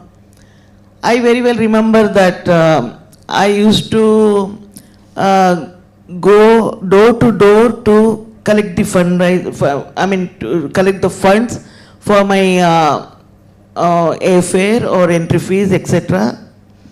And then going one to the government office to request to release my visa papers, in 1988. That was my first international Paralympic. That lady who was a minister for the sports, sitting in the prestigious seat, she was very shaken, she was very upset, because the entire Olympic team was, after the Olympic, 1 month later, our Paralympic starts. Entire Olympic team was coming with empty hands, including Madam P.T. Usha. So she was very upset, and that time, unfortunately, I entered her office and I requested her to release our visa papers, She was very upset and she shouted on me that, do you think that you are P.T. Usha, when she is coming back with empty hands, what the hell you are going to do that?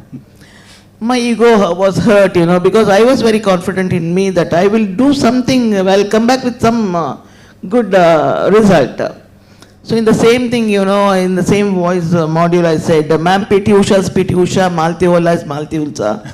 because Malti Holla cannot wear P.T. Usha spikes and run for the 100 meters race. Nor P.T. Usha cannot sit on the wheelchair and dash for 100 meters. We call it as a dash, wheelchair dash.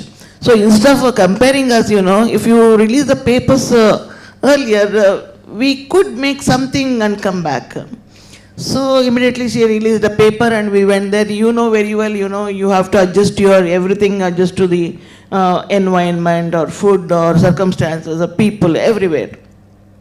Of course, 100 meters dash, I lost it, but I kept up my word, 200 meters wheelchair dash, I reached the finals in 53.10 seconds.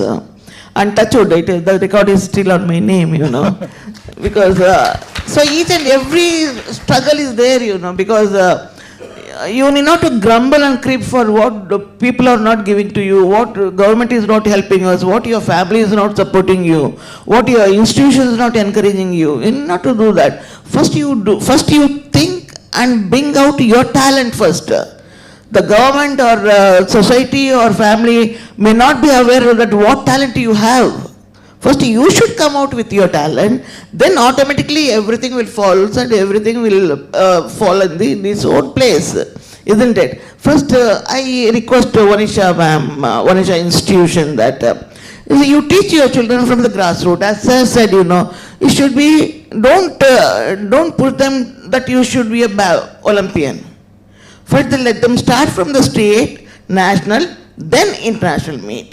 So that nurture should be there, So I think every one period is PT period for you, isn't it? So you teach your PT teacher how he can understand the students. I was discussing with Ravi sir. The coach may have 10 to 15 students, but he should understand, and it is his responsibility to understand each student. That means each sport student, the body language, the mentality, the talent, the determination, this all counts. So it is a big responsibility for the coach to understand each and every student of his. Then only you can produce the better student, better sports person in India. Thank you, ma'am. My next question is to Major General Pillai. So you were the Director for Information Operations in the past, and you handled the media. In your opening statement, you talked about the challenge of the country looking for icons. Now, my question to you is, what role can media, and probably in today's world, the social media, play in shifting the narrative from the results to to the values and the journey that athletes put in? How we can make use of these things to promote the journey the athletes take, just like Suganya talked about her journey. So Ravi, let me take an example, of this place and now. how many of us before we came here knew about the journey of Dr. Malati Hola and of Suganya? Can I have a show of hands, please? You see the percentage, right? Yeah, please, no. I'm just trying to illustrate a point. Media by nature is looking for saleable, it's a profit-driven industry. We think to tend otherwise, right? The currency may be different. The currency is, eyeballs or depending on the type of media. So they have a natural tendency to gravitate towards their currency, which finally turns out to financial things too, right? So to expect, we have entrepreneurs here. This is a very costly business too. Everybody is going for success, in their own fields. So to expect anybody to switch for philanthropy before they earn, before they break even or, they establish is a fallacy. Like what the professor just told about, the numbers required, our prospect of medal in 2036. That's the best thing that I can, compare with. However, if you make an event, but the storyline, the narrative too is interesting and it sells. There is a market for it. There is definitely a space for it in this. Today it is a little bit more easier as against earlier because it is media house controlled. There are like social media and certain vectors, as we call it, which are not controlled, by organizations. Interesting and appealing information and news tends to go out. And this is through networking. What Vonisha Foundation is doing and Sree Foundation is doing, these kind of activities, if it is through word of mouth, again an example of today, like Kantara movie, how it came up, right? I'm taking current examples. Essentially because it is possible for us to, for this narrative to flow, right? Narrative has it's got something called a tipping point. It has to come to a threshold level for it to go to self-replicate and to catch the steam, catch the fire, right?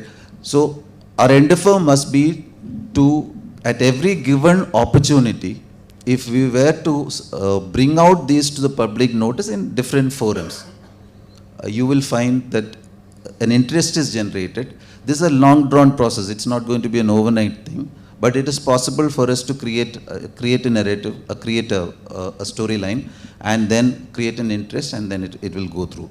It is not a one shot answer or a one shot solution that which we will be able to do. Thank you very much, sir.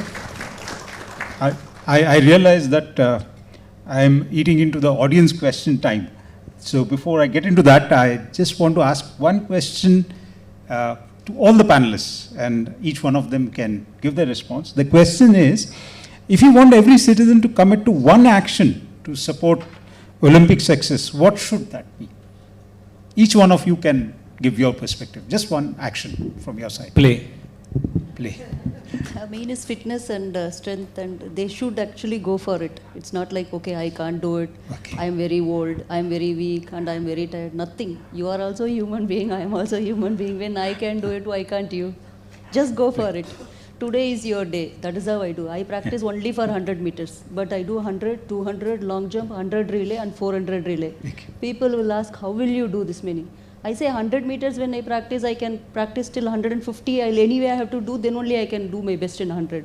Yeah. So I little push, if I do 200, I can go. 200 jog, 200 sprint if I do, I can do 400. Simple. Yeah. Only thing is, I have a mindset, I want to do it. So just try. Yeah. Sukanya ma'am was telling that her 20 years of life was gone and she has to undergo a lot of physical pains and all. Ma'am, one thing I'll tell you, age and pain is only for the body, not for the mind at all. Isn't it?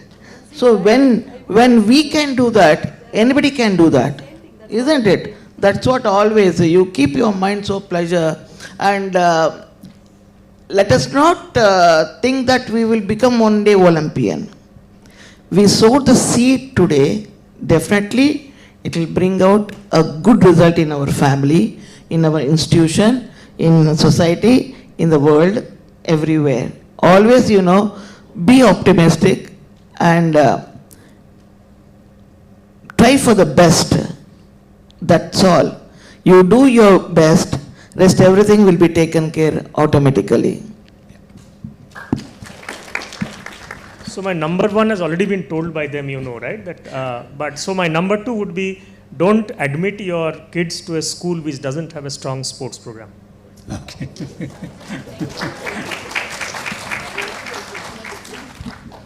I would actually second what Majumdar said.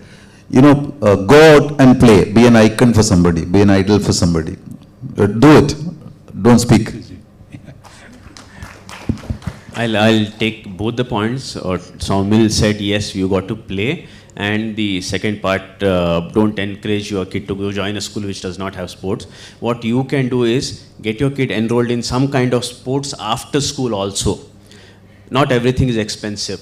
Okay, if there is a family who can't afford, you take your kid and go to jog with the kid all by yourself. Lead by example. Or tennis, swimming, badminton. Enroll your kid in some kind of sports after your school also. I loved what Saumil said. Yes, we concentrate so much on biology, so much on history in school, but not a lot of us are historians or biologists. So our kids, if they develop a strong body and strong mind, that will help them a lot in their future life compared to a few more marks in biology or science. So encourage your kids to play sports, be their icon, and get them enrolled in some other physical activity after your school hours also. Thank you. Thank you very much to all the panelists. Now, I would like to invite the audience to ask questions. Yes. Okay. Please keep your question brief and direct it to one of the panelists. If it would be to one particular panelist, it'll be good. Yeah. Okay. I'll keep it short, but I need to state something first. Okay. Now, there are a lot of parents who want their children to excel. Similarly, I put my son into a training academy. He's done well for himself. But his seniors in the same community where I live in, the apartment complex, had sent their children to the same academy the previous year. And they were all telling me this academy is not good. They don't train children well. The reason being, 45 days of summer training cannot get them to become Sachin Tendulkar. It's a long, in Kannada it's called sadhane. I mean, you need to practice long and hard. So parent needs to understand that they cannot force their children to become, let's say Olympians in 45 days. It takes a lot of, that's one thing which I wanted to say. The second thing is, sports is very, very expensive. What's your question, sir? Your questions. Come to your question. I'll come to the question. Sports is very expensive. Not many children in the rural, segment can anyway, like Vonisha, other, supporters and things like that, help them with at least sports equipment, if not of, infrastructure, which is not too expensive. Can somebody do that? Can we get networked with somebody?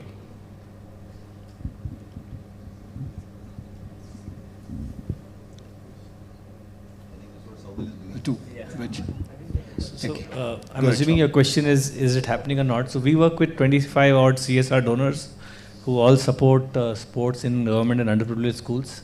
That's throughout the year program for all kids to play as part of education, and then also what's called the High Performance Pathways program for talented kids. No, we have CSR donors. So Vonisha, I guess we've been speaking about what we can do together. All right, great. Thank you. Thank you. we have a question from that side.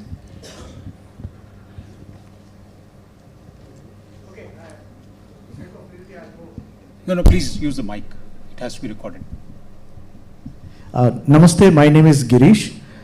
As Guruji was telling, Professor Saurav Mukherjee was telling, that about Usain Bolt, the only thing that separates the champion sitting on the stage and on this side is only one thing. That is that all of them have got 2 legs, 2 hands, like the way we have. But what is that something, like you said, in Usain Bolt, which they are way far off? One thing I can remember is that we have a monkey on our shoulder which says that when we get up in the morning to do something, that monkey says, "So jao yaar," and that pillow is so very attractive. How do you conquer that lethargy? Probably we will do this for 1 month, 2 months, and later, chalo yaar, you don't have to become a Milkha Singh, and then we come back to this side. You conquer that and go out to that side. So what is that one thing that you would like to say? Because we all know that you should have the spark and all. Because my role model is Dr. Hola ma'am. Because whenever I am in tough situations, I always think of you ma'am. And I said, when you can do it, at least I can do a small grain of sand in front of a mountain.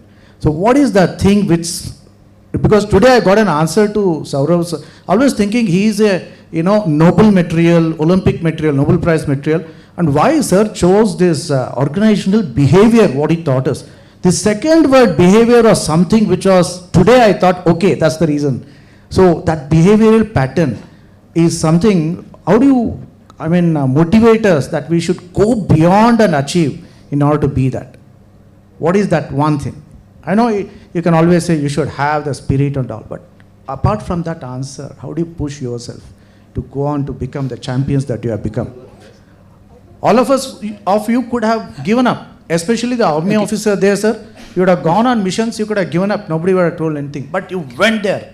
You dared it. What was that thing that made you push yourself beyond the limit which you believed you could achieve?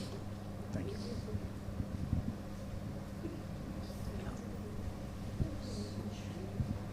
you. Again, I think the best example is Dr. Hola only. Because it is adversarial conditions, transcending adversarial condition is what you're talking about. I cannot, possibly say anybody else has done it, better than her. Let me also, add to Madam Suganya. She also, see, a 20-year gap, living the family life and giving up your dreams and coming back to it is no joke. It also is this thing. If you ask me, I'm a, colloquially if you say I'm a Fauji, you see, a military person, I will bring it down to one single word, discipline. Discipline means doing the right thing at the right time, no matter what is the weather, the condition or whatever else in this world. I got to do it, I got to do it. That's it. As a yoga trainer, and I'm also into a healing, so I do a lot of healing for myself, like chakra healing. I think a lot of chakras we have. It is just, you can just chant Om on each chakra if you know them, and then you try to close your eyes and make yourself calm, and then push out all the negative energies or whatever. Make yourself happy, and you can do it. So that is the one I do. On every Thursdays I keep silence. Even on my event day, I don't talk.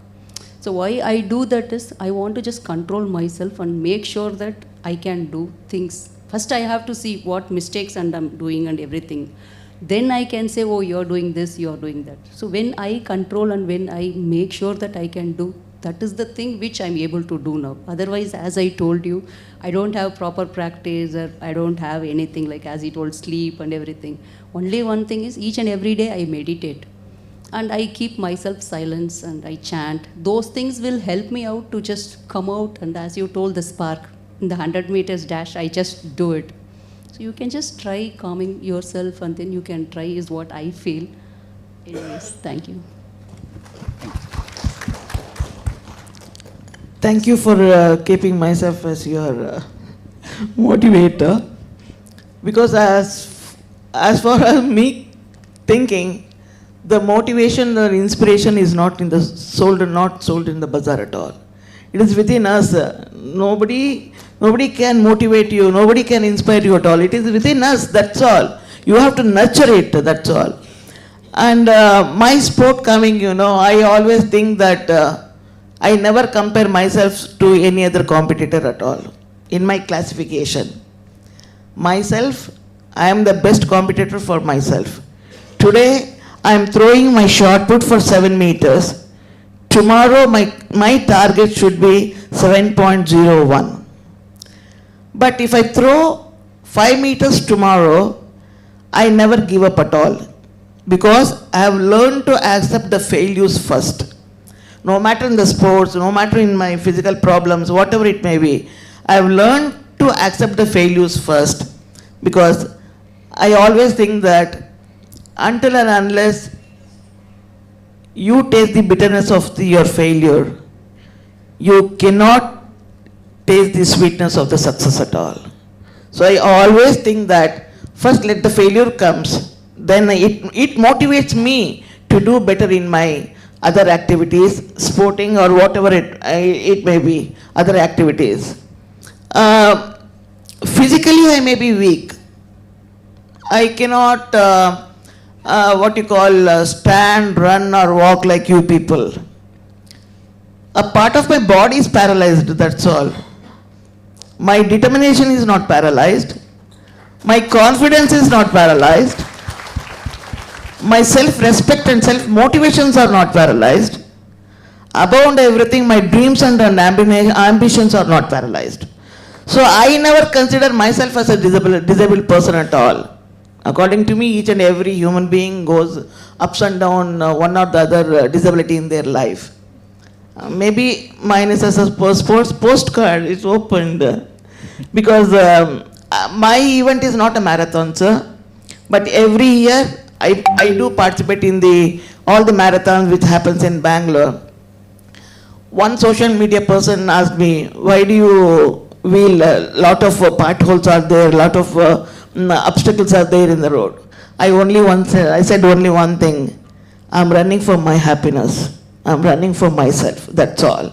Because as Dr. Vinay rightly said that, you need not to go to gym and everything, practice, struggle yourself and punish your body, anything. You walk within your living room or balcony, do some stretching exercises, and do some dumbbells exercises. That itself is the biggest physical exercises at home. Thank you. Thank you. Dr. Vinay, you wanted to say something? Yeah, go ahead. You got to take the monkey off your back. The only thing is doing. Stop thinking and do. The change begins with you, and the Chinese proverb, the journey of 1,000 miles starts with one single step. Get up and start doing. Procrastination is not a great thing. If you want to do something, do it, and then you can find out whether you are capable of that or not. So do it. Whatever you think, you do it. Then you will realize whether you will be able to do it or not. Thank you, sir. Oh. You can see this question has made all of us give some response. So I'll try to do two things. Ask why do anybody does anything. One is motivation.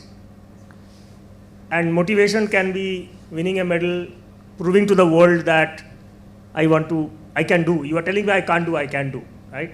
Or motivation can be simply meeting a friend, right? So if you have committed to a friend that tomorrow morning we will go together and, have a run and then have tea together, well, you wake up because, you have committed to the friend, right? So one, you have to motivate, that is one. Second thing, we do things because it's a habit. Why do we brush our teeth every day morning? Right? If you think about it, if you stop brushing your teeth for a while, you will not feel the need for it. Right? You will kind of tell your mind, somehow convince your mind that, a lot of doctors are saying that even brushing is not that great. These are all marketing companies' gimmicks of toothpaste. Dogs don't brush their teeth, but they have wonderful tooth, right? You can always justify all of this stuff. But we still do it because if we don't do it, we feel bad. That's exactly what Major General was talking about. That in the morning, if he doesn't do that activity, he starts feeling bad. Yeah. I have found that to be much more powerful than the motivation part. Right? So, yes, motivation can be, because motivation is very external and it can change, right? Sometimes I can be motivated by fame, by recognition, and one particular day I might feel I really don't care about it. But if you get into a system, it becomes a habit, then you just do it for the joy of it. And I think whenever I have talked to, great achievers, athletes, etc., most of them come back and say that, well, all of this is fine, but why I was giving my best is simply because of the joy of it. But be careful that they worked very hard to reach that stage, right? We have Mr. Kirmani sitting here. I'm sure he will come and say, well, wicket keeping was a joy for me. But how does somebody keep concentration in a test cricket? You are there for what, 8 hours, 10 years, people are bowling, and you know that one miss and the press will tomorrow say, oh, he dropped the catch, right? But it was like 4:30 in the evening. Man, I've been out in the sun for so many hours. How does he maintain that, right? But he would say, well, it was not work for me because it was joy. But he reached the stage after lots and lots of hard work. So it is never easy. It is never easy to wake up at 4 a.m. in the morning. But well, either you motivate yourself, you fool your mind by saying there's a great pot of gold in the end, or you just do it because you feel very bad of not doing it. So those are some of the, we call mental hacks. Because the brain is a very lazy organ. Let me tell you, the brain is always telling you, don't work hard, because it wants to conserve energy. And people who run long distance marathons actually have felt so many times it's. Thank you. Thank you very much, Professor Mukherjee. I would have loved to have more questions from audience, but unfortunately we really run out of time. And yeah. Okay, one last question, please, and be brief. Yeah, be brief. Good evening, sir. My name is Vanita. Before coming here, first of all, thanks for allowing us to be here and being part of the Vonisha. I'm so happy because I hardly know anybody here and people hardly know me. I am a sports background person. I'm a national player. I represent my senior nationals, and I'm here. Why? Because I did not achieve many things and I did not get any support from any of the person who was with me in the community, starting from my parents, from my school, from the association, and from here. The reason why I'm here is just to understand why we are not having proper support, and what can we as individual can do it. So because I come from an army background, my father is I'm an artist's daughter, I'm a brave artist's daughter, and I have already met Sir Pillai sir. He doesn't remember me, but I remember sir. My question is actually multiple of all 1, 2, 3, 4, 5, 6 panels. Just want to ask, okay, contribution of you. Today I am actually a head coach. I am starting from the grassroots. I am supporting the children. I am not expecting the person from outside to do the contribution. I have started for myself. Because when I started, I didn't have my boot to play. I'm a football player, so I didn't have boot, or I have the shin guards, stockings. Today, at least me being one player, I can contribute one player, I can support one player. So when I talk about infrastructure, sir told about infrastructure, sir told don't talk, do it. Sir told take admission where there's a school, which supports the sports. Sir, I find many we are actually lacking. My question is not to them, to the government actually. What is the person, the particular area is doing for the sports? So we as Vonisha, see, after coming here, I came to know what is Vonisha. Seriously, I didn't know Suganya ma'am, I didn't know ma'am, I didn't know about them. I really feel very ashamed of myself that I don't know them. So people should know marketing, as told everything, jo dikhta hai wahi dikhta hai. So my question is, why are we not getting proper support from any media? Anybody, it means anybody. For example, today I'm standing. I have all the qualities. We didn't have any support from the association, from the the thing. So they as the panel, how are they going to contribute to the sports? How we are going to get infrastructure? Infrastructure comes from the. Your question should be to the panelists. Anybody, sir. Anyone can answer me. Be specific about the question. I think so. The infrastructure. We can just start from the. I think so. Major General Sir can answer me this. So when you spoke about the infrastructure and the fellowship, so I have written some points in that. So you can just tell me about the infrastructure, where it's going to start, and the discipline, because today's youth is lacking discipline. I recently came with the national teams, so I found there was no discipline. So how do you think the youth and the infrastructure is going to achieve the Olympics and Olympians, sir? Okay. If I get your question correctly, it is more to do with how do you get in, there are two parts to it. How do you motivate your, your athletes or the people who are with you to do something? And second is, in terms of infrastructure and other things, why is the government or the authorities not giving adequate concerns? And so, I can't speak for anybody else. Let me speak for myself. So again, please, when it comes to motivation, I think all of us in the panel have given, at least 3 of them by personal example. And the professor here, because he's an OB specialist, he's actually, given very illustrative answers to it. And because till now I have never given a personal example in this forum. So let me also tell you something. You see,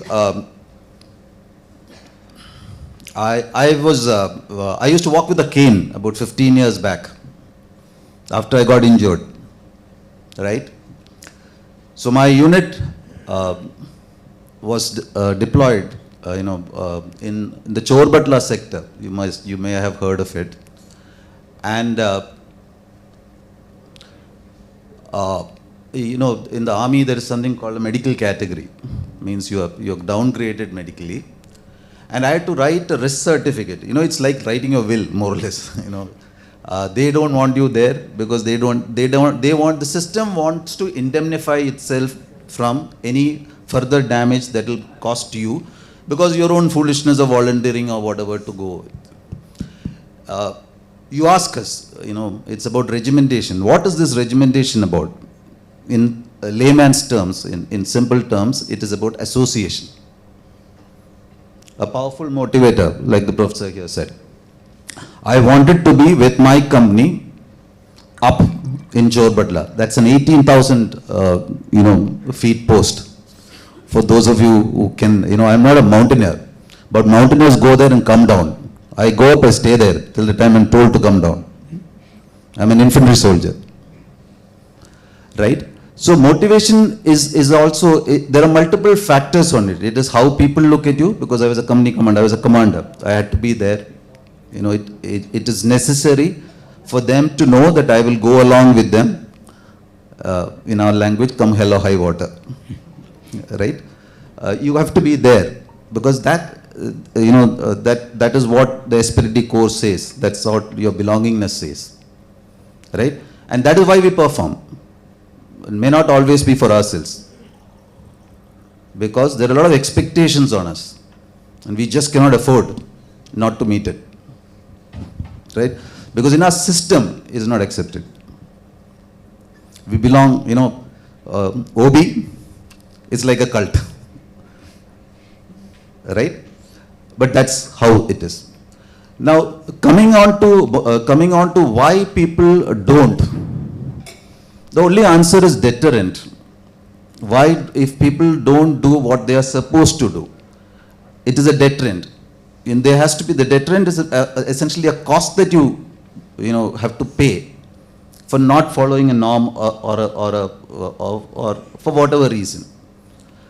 Again, coming back to the same example, I could also say that even though I was injured and recovering and whatever else, and I was going, and had I not gone there, I would be considered less as part of my unit. Right? They may or may not have done it, but that is my, that's the way I am. I have been brought up in the system to think that you must be part of the difficulty when you are there. Right? So that's a very powerful deterrent for me not to go. For me to have taken the risk and gone. And I'm telling you, there is enough demotivators on the line when you have to say that, any further injury, nothing will be given, no insurance, no that thing, no this thing, no, whatever. Right? And it's also indemnifying the medical, everybody other than yourself, incidentally. So that's the way it is done in the system. So the deterrence is the key to the whole thing. Now, public authorities have also got, deterrence can work with the public authorities too. It's public opinion at the end of the day, right? Public pressure, which I said in terms of civic responsibility and, civic sense that I said at the beginning. Anybody who wants to hold an office, public office, has to, at the end, he has to go back for recognition in some way or the other. A politician, a 5-year election or whatever election cycle is there. He has to get your approval. Why are we giving it away? Right? Any kind of performance audit, permanent administrative staff, whether it is, the civil service, any central government service onwards, everybody has got a rating. There is a system which is there. You have to pursue that system. Not always will you be successful. There is no time that I can tell that for it to succeed or to take notice of. But I do think that if enough people come forward and put across those issues, it will have an impact, right? Because that's the only way to hold authority. Governments have fallen. Yesterday you have one in Madagascar which went off, authoritarian one, right? It's all what? It's all public pressure.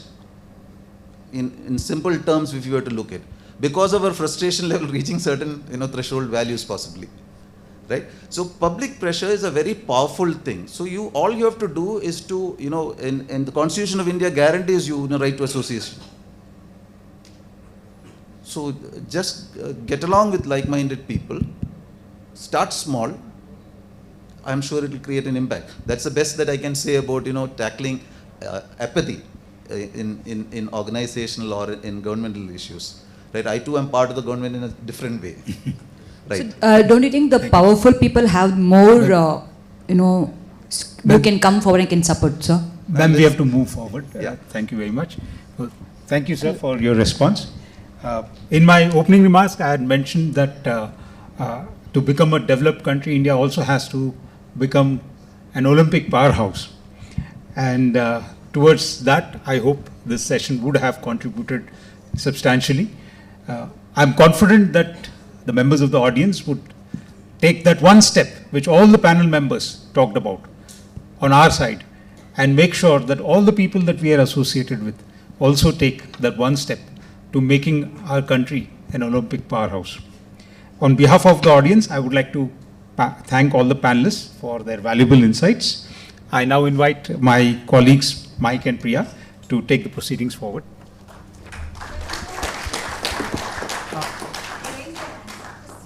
I know, but we've run out of time. That's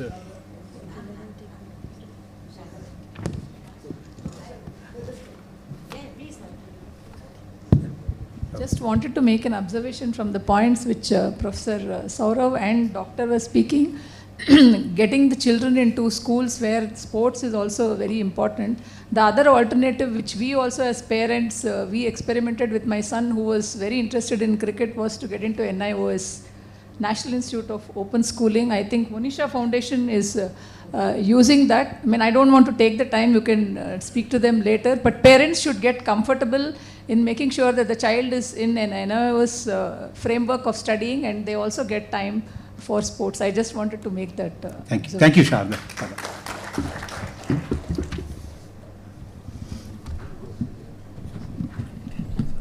Thanks a lot, Mr. Ravi Shankar, and all our esteemed panelists.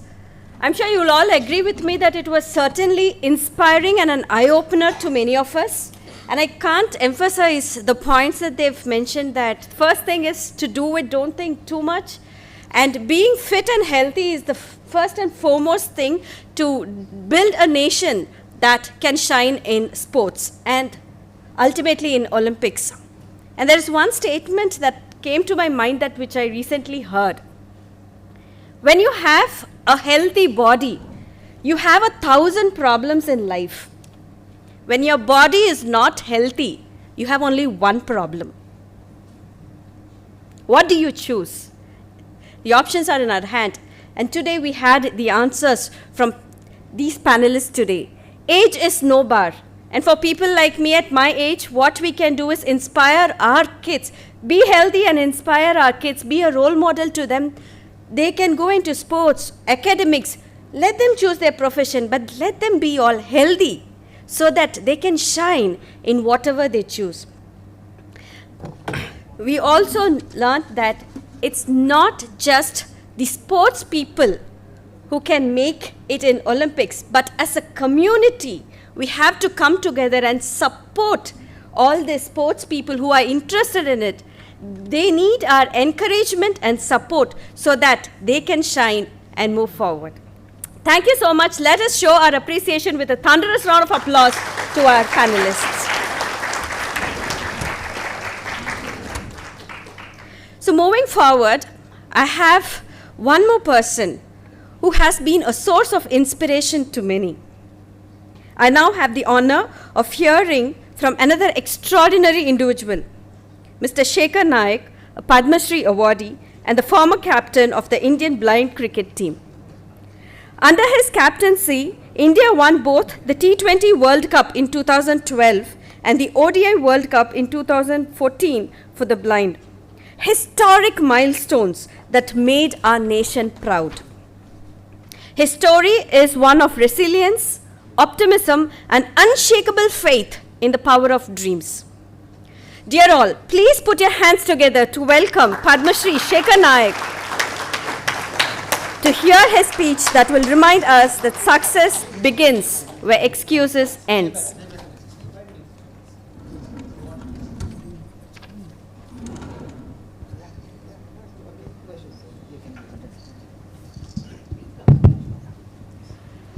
Yeah, hi everyone, good evening.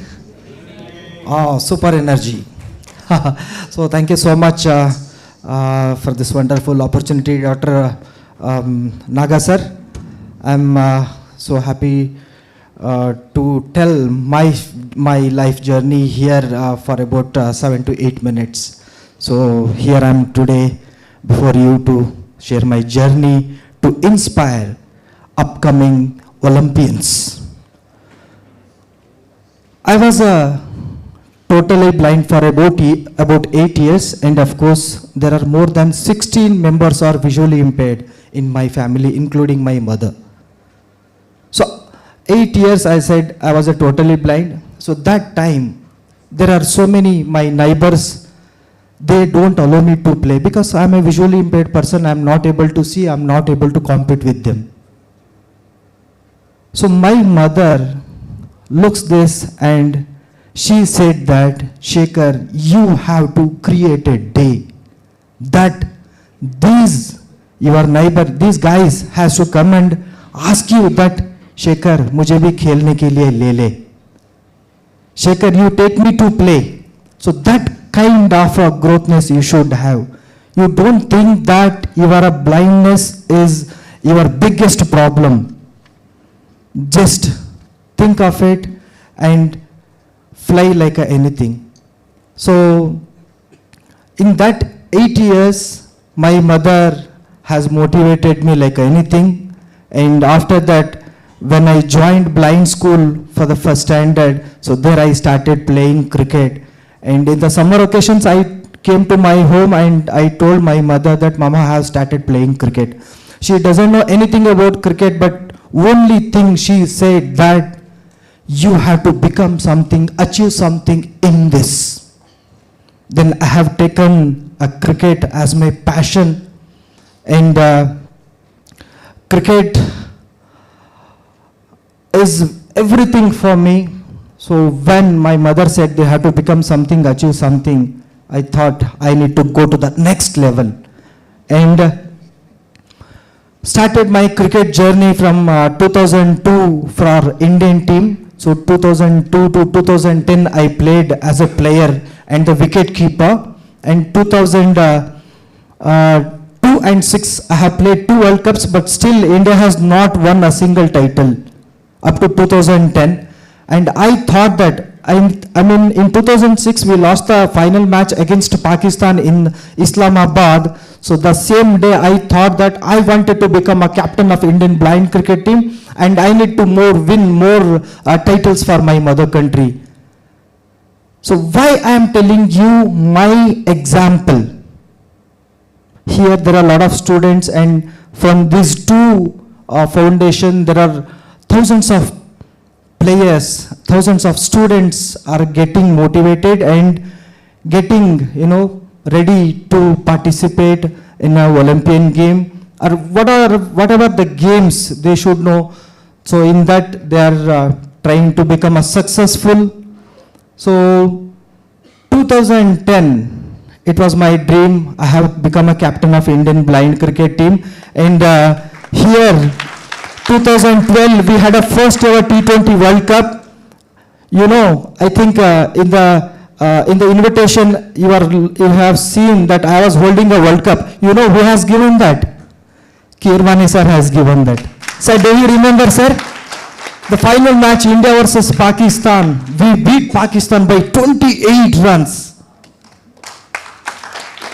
And there are a lot of students, employees, and everybody. I can say that in our life, you don't think that I'm not capable for that, or I'm not able to do that. As a visually impaired person, as a blind person, I came from the darkness towards light. Why don't you? We won the World Cup for India as a blind team. Why can't you? Right? So we should not lose our hopes. For this, I'll tell 40 seconds of a example. In 2014, India versus Pakistan was the final match, sir. Final match, India versus Pakistan. And I won the toss. I told them to bat. You know how much they scored? They scored 389 runs in first innings. After one innings, there are few my teammates, some players are discussing in the dressing room that अरे यार हम तो हार जाएंगे, 389 runs कैसे हम लोग score कर पाएंगे? So I heard that and I told my coach that, sir, these guys are discussing like that. You know, my coach said only one thing, that why you came to South Africa? Just go there and do your duty. Let's see what will happen. There are a lot of people will think that before, once they see the problem, they think that, oh my God, I'm not able to do this. Why? Without trying, how can you judge that you are not able to do it? Right? So we have all the capabilities. We can do anything. Just it is from your hard work, your concentration, dedication, importantly, discipline. In army also and in sports also, discipline is very, very much important. So if you follow that, definitely you are going to win. So as like after the one innings, I'll tell you, you should have confidence, not the overconfidence. After one innings, that manager, he called Pakistan, I think Lahore or Islamabad, then, अरे भैया हम लोग, I think we are going to win, you आप rally के लिए open बस तैयार कर लो. Then I thought that आपका rally का बस मैं cancel कराऊंगा. So then last we played. Last 11 overs, 146 runs required, 3 overs 30, 2 overs 22, 1 over 12, and 2 ball remains. India has lifted the World Cup. So that much of a confidence we should have in our daily life. As Professor Saurav sir was telling, that nutrition is very much important. If you are going for hard work, if you are doing a daily exercise, nutrition is very important. And somebody was asking the question there, without boots started your career. So for that, even we also didn't got any kind of support from the beginning. And for everything, I can tell you in one thing, that for everything, organizations have a very big role in everyone's life. See, these are all individual games, but still organizations have power. See, I can't go and approach, sir, I'm going to South Africa or I'm going to England, please sponsor me a cricket kit. If we go to the organization, through organization, if they ask, through CSR funds or any other kind of a funds, they may get, and they may, the individual player may get help. So organizations have a very big important role in, especially in disabled lifestyle, I can say. So I think I have taken much more time. So thank you so much for this wonderful opportunity. And like that, to support other visually impaired cricketers, I have opened my own cricket academy, and IAMB supports me. Actually, I was little bit nervous to speak. You know why? I think my manager is here, and my professor is here, CEO sir is here. I'm so happy to tell that I'm an employee of I am Bangalore. Yeah. So thank you so much for this wonderful opportunity, Naga sir. Naga sir, I bought a gift for you. Naga sir, please come. I bought a gift for you.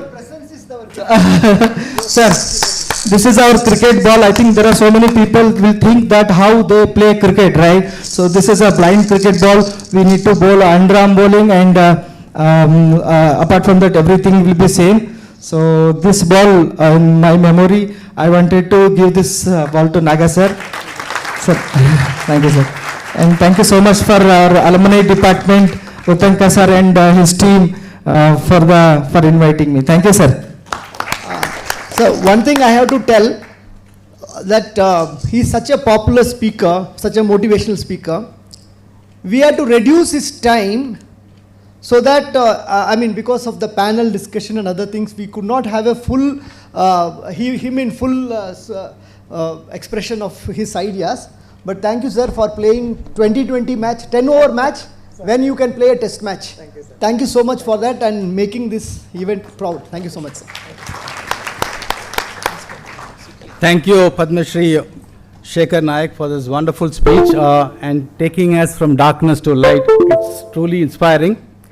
Now we have the privilege of hearing from one of India's most respected sports icons, Mr. Syed Kirmani, Padma Shri awardee and one of the greatest wicket keepers in the world of cricket.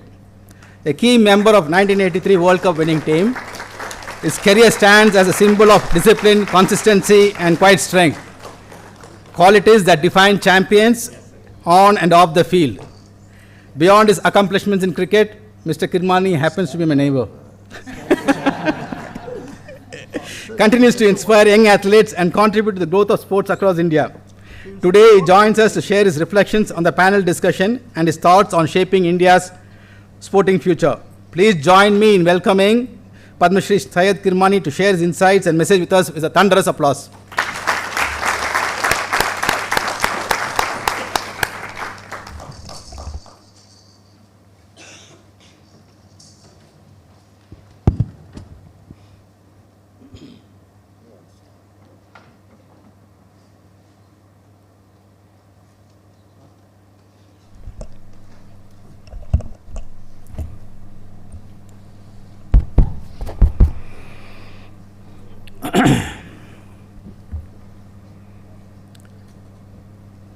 A very good evening to all of you. I'm sure you all must be very tired. Right from 3 o'clock, you all have been sitting out here, hearing the motivating, inspirational gentlemen and the ladies out here. Distinguished panelists on the dais and distinguished invitees and faculty members of the IIM. Sree Vonisha, Yuvankalpa. Thank you very much for inviting me and honoring me on this wonderful, most inspirational platform for me. It has been a great education to me, hearing whatever, after I had come here, hearing these champions out here. And my congratulations to Suganya. For the first time, I'm seeing you out here for winning the gold medal, and of course, my dear Malati Holla, Dr. Malati Holla, who have been a great fan, as I mentioned earlier. Without taking much of your time, you all must be very tired, and I don't think you require any inspirational or a motivational address from my side, and I'm incompetent in front of these great iconic athletes who are out here. And of course, the administration gentlemen out on the dais, they are here to encourage the Olympic, shaping India's Olympic dream. Well, there were a lot of mentions about various things. My time and the current era is a vast difference between, it's something like Zameen Asman ka Faraq. There was nobody to tell me what ambition was. There was nobody to tell me what goals are. No role model. Nobody to identify what talent I had. You see, it all starts if you have seen any iconic international, maybe any discipline, not only in sport, any discipline, any walk of life, they all have started from the school level. They were identified, their talent was identified, they were recognized, they came into the eyes of the selection committee from different organizations, associations, and encouraged and promoted. Right now, the current era is so fortunate, so lucky to have such wonderful facilities, amenities provided to them. All you got to do is you got to have that belief in yourself, believe in your capability. And as it was mentioned by the iconic athletes out on the dais and otherwise, right, who are out here as well, right? So on those bases, you got to be passionate about whatever you want to do. There was nobody to tell me you got to be passionate. I didn't know the meaning of passion. I didn't know the spelling of passion, right? It was just a gifted ability. You see, it should come from the genes of the parents. I believe my father was a good athlete. I believe he was a good hockey player. 30s, I'm talking about, 1930s, 25, 30s, where he played, what sort of hockey he played, what sort of athleticism he had. My mother played ball badminton. Right? My father was only encouraging me, study, study, study.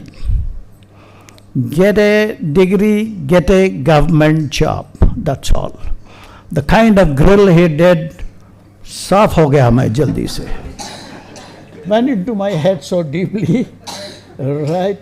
So, he was a government employee, obviously. But never ever realized, never. You see, now they say dream.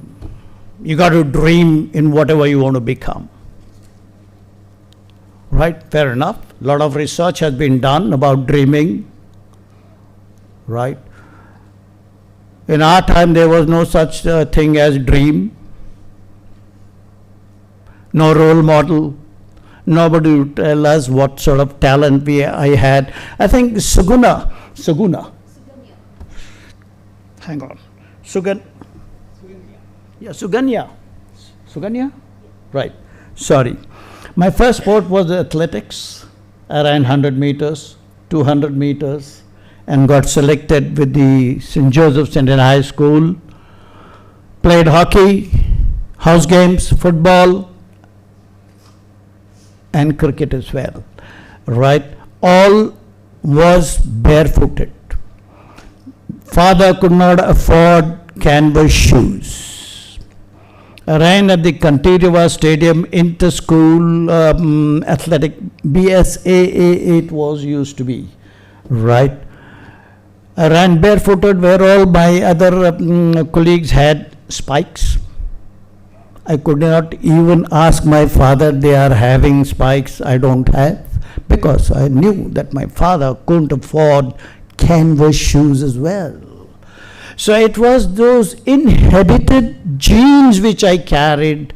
The sporting blood was flowing into my veins in abundance. I didn't know where I was heading. It was just that sheer interest, the sporting blood which was flowing into me. I just took part without any inhibitions where it is going to lead me. Right. So without going into the details of it, let me just in the fitness of things right now. I have come up with my autobiography called Stumped. Stumping. Wicketkeeper stumps. My visually impaired cricketer friend there, he was a wicketkeeper. Thank God you were not born in my era.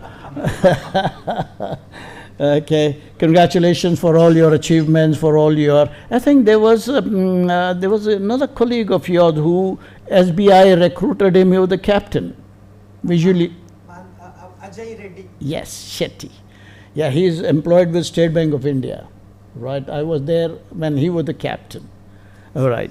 So on those basis, my dear students and the parents, you got to encourage your kids. Look at their talent first, where their interest is. No doubt cricket has become a religion. Every parent would like to, if they have two sons or one son, they say play cricket. But he's not interested in cricket. You got to look into his talent, look into his interest, where his interest is, and encourage him there. Not all can become internationals. Not all can play for the country. Not all can become doctors, engineers, psychologists, right? They cannot. You got to leave into their own capabilities and encourage them accordingly. You have role models. Study them. What did they do? How did they reach the top? Into business management, into corporates. How did Narayan Murthy reach the top? Azim Premji, Sudha Murthy, oh my God, Biocon, Mazumdar, Kiran Mazumdar. Wow, how did they go up? And now you have all the facilities to utilize and make the best of it. You know, Suganya, and I think even Malati Hola said, just do it. That's what Nike, the sporting equipment company, says, just do it. You know, you got to be determined. Now, let me pass on with it very quickly, the 3 Ds, which are very, very important. They mentioned also. Let me go a little further. The 3 Ds are determination. You got to be determined in whatever you want to become. Dedication, you got to dedicate yourself to that determination what you have. And the 3rd D is discipline, which was spoken. I would put discipline ahead of the 2 because discipline is what builds character. Character plays a very, very important role in any discipline of life. It takes you a very long way. There are many sportsmen, there are many people who have lost their place because of their, how should I say this, who didn't have much of discipline in their lives. It's very important. You know, they could have been icons in their respective disciplines which they had. And then I'd like to add another 3 alphabets, 3 W's. The first one is, who am I? The next W is, what am I? And the 3rd W is, where am I? Where am I heading? There's so much of depth in the 3 Ds and the 3 Ws. It's very, very important that you take care of yourself first. Health-wise, it has been spoken about, health is wealth. If you have a healthy body, you have a healthy mind. And involve yourself into constructive activity. Nobody should raise a finger at you that you didn't do this or you're not okay. Do things which are being appreciated. That's everything should start from home. When you do homework nice and proper, then you pass in your examination, wherever, whatever exam you're approaching to. and look into the good habits of individuals. Try and adopt them. Learning is a process until life. If a youngster has got some good qualities, try and grasp it and put it into your practice, in your own capabilities, in your own strength. Don't dream about what you cannot achieve. In your own limitations, in your own strength, you got to be passionate about. That is what is important. You see, I have to touch this. 1983 World Cup, we were the fourth weakest team in the competition, including us. None of us thought that we would even reach the qualifying round. And we couldn't believe that we were the world champions. There was so much of understanding, team effort. Anybody representing in the team should think that I should perform to the best of my ability. No panic, no pressure, no tension. All you got to do is, I'll do my best in my own capability, in my own strength, not to give up. There are failures, ups and downs are there. Malati Holla said that. All of them expressed that. Ups and downs are there in everybody's walk of life. You got to take it in the right spirit, fight it out, and no giving up. That's the way to go about it. I think you, the distinguished dignitaries on the dais, have expressed their wonderful experiences to all of you. And of course, to the parents also, you got to look into your children, what their strength is all about, and encourage them accordingly. And don't force them just because cricket is the highest paid in all sports in our country. Of course, it did become a religion, I can very proudly say, after we won the World Cup. Every nook and corner.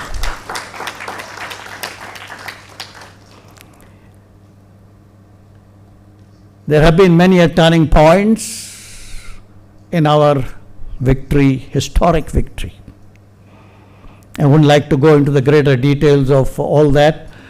In my autobiography, where I was born, from where I have reached till date, is there in that book. It's available online, it's available on Amazon, it's available on all the bookstores. If you find the time, just go through that. Even Malati Holla has her autobiography. What's your name of your? Read hers. Wow. They are a great source of inspiration and motivation. I became a big fan of her once when I met her way back when there was a wheelchair world championship conducted in Bangalore. Yeah, what was that championship? Yeah. That's where I was invited to meet the iconic athletes. And when I inquired about her, I became a great fan of hers. And she has been a great motivational and inspirational individual. And in fact, if you see the Paralympics, you see, I have sent a letter to the chairman of international chairman, Paralympics, telling him that Paralympics should be conducted first for the normal Olympians to see them first. But no reply. Apply, no reply. Okay. And nevertheless, so with these few things, I congratulate all the panelists out here for sharing their marvelous experiences in their varied disciplines, athletes and administrators who have been on the dais, for all of you. And it is very important that you believe in yourself first. Right. Thank you so much, Wing Commander. Thank you so much for inviting me on this such an educational and inspirational occasion. And I wish Sree Vonisha, Yuvankalpa, the very best in its endeavors. And my God, you yourself are a huge inspirational and motivational. What international qualifications you have. Oh my God, God has taken a very special time to bring you into this world through your parents.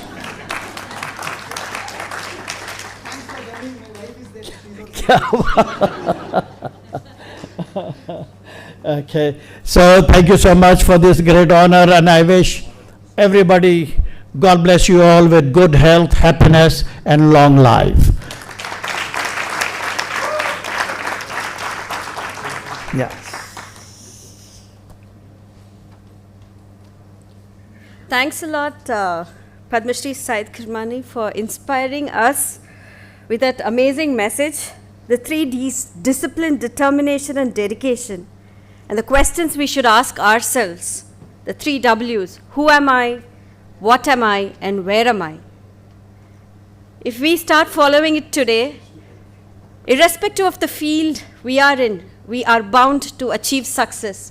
And thanks a lot to him and all the speakers today who have inspired us this evening. I would now like to request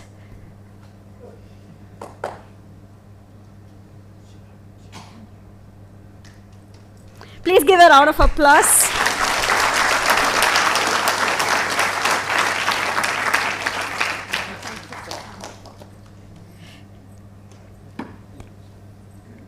Now I would like to request Mr. Syed Kirmani to felicitate all our speakers. So I'm requesting the volunteers to please bring the mementos. May I request Padma Shri Syed Kirmani to felicitate, starting from Dr. Vinay.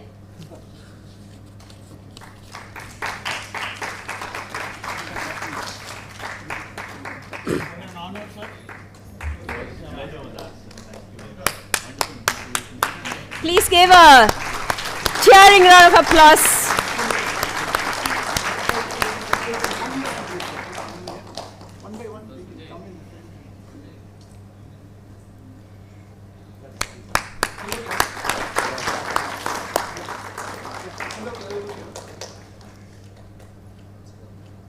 Now may I please request Major General Hari Pillai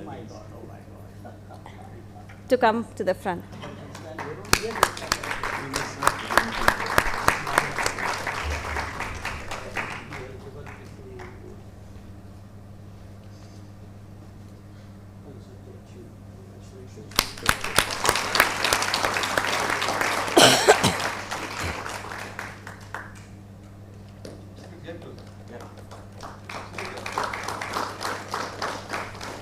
Now may I please request our beloved Professor Saurav Mukherjee to please come to the center of the podium.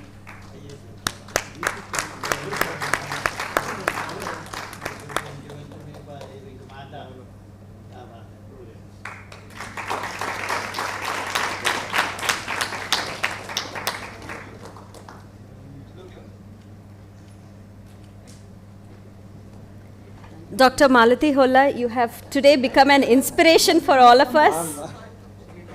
And that, my friends, is called competitive spirit. Nothing can stop us. Thank you so much.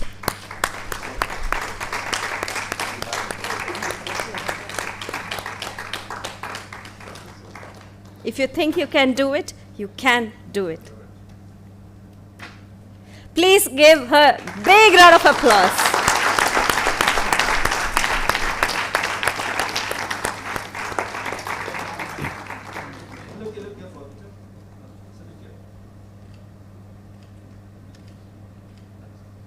May now please request our gold medal winners, Suganya, to please come to the center of the podium, and one who inspired that we can start at any age.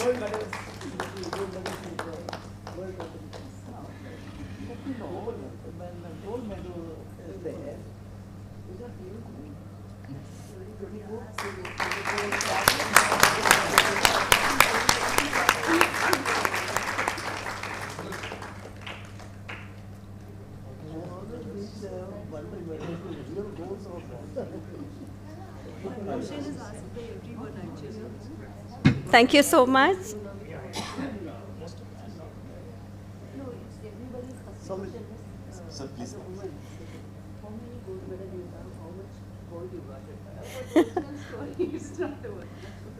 Okay, they're talking about gold medals and how much gold you can harness from it. So now, may I please request Mr. Saumil Majumdar on stage? Please give a big round of applause.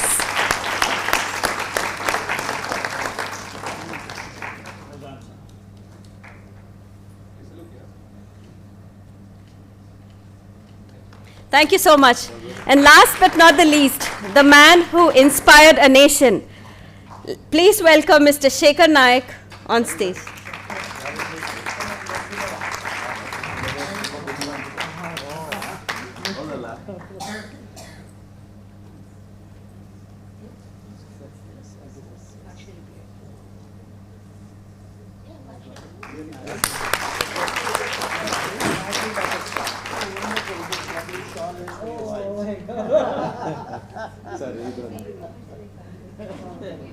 Please give another big round of applause.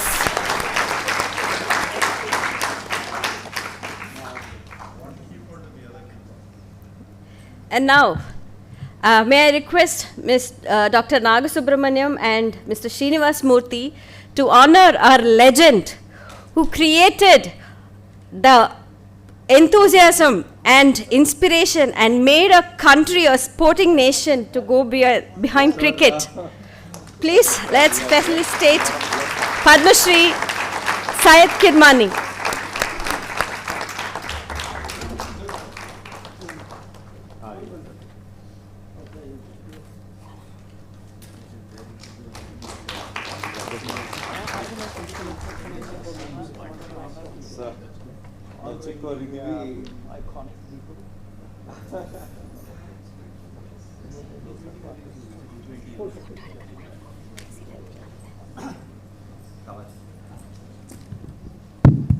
Friends, this would not have been possible without the support I received from a few members of the IMB Toastmasters. We, almost more than a month, they spent together to put this occasion. I would request Toastmaster Ravi Shankar, Toastmaster Mike, Toastmaster Priya, Toastmaster Balaji Desigan to come on stage. Would like to honor them by giving a small memento from the chief guest itself. Request them to be brought. One. And thanks to Mr. Murli from ABBA, who had been kind enough, who supported us with this small mementos as a surprise. Come. So request you to give. Yes, of course. Thank you.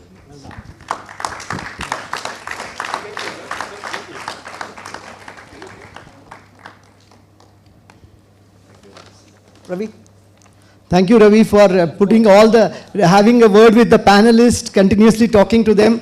My stress of interacting with all of you went away and he took the lead and did all these things. Thank you so much.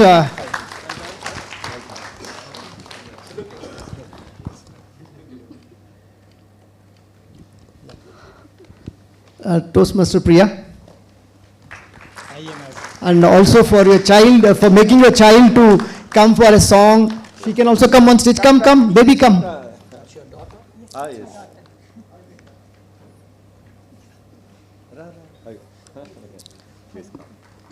What's your name? Very good. Yes.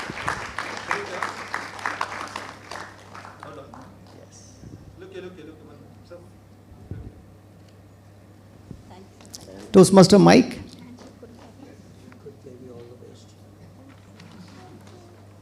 So a few more are there, sir. Few more. I wanted them to receive from your hands. Thank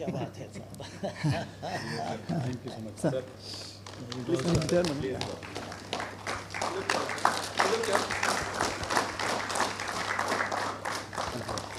With a big round of applause, I would request Mr. Uttanka to come on stage because he had been a pillar of support for us from the time I discussed with him. Thank you, sir. Thank you for making this possible here today.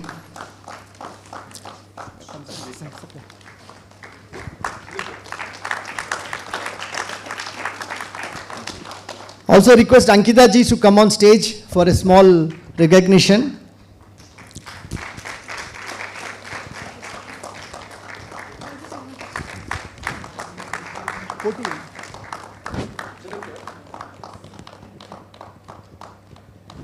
Our security head, Shivkoti is, looking for. I was searching for you, so I thought, where are you? So he has been the first person whom had been to make it possible, sir. Thanks, sir.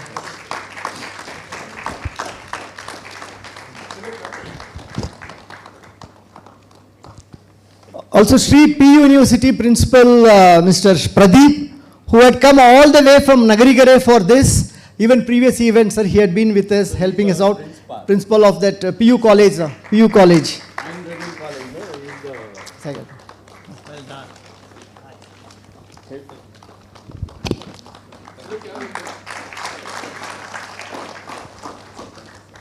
So we'll also like to recognize the support given by Nicholas.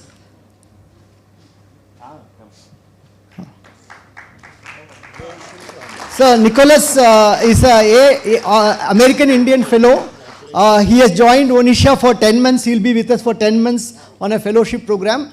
And he had been giving a lot of support for our, he has been 15 days, but he has become more Indian than me because he has been interacting with me and became more Indian than me. Huh? Nicholas, we talk in Hindi, you speak now? Oh, my Hindi is terrible, terrible. But by the end of the 10 months, it will be great. It will be amazing. Thank you.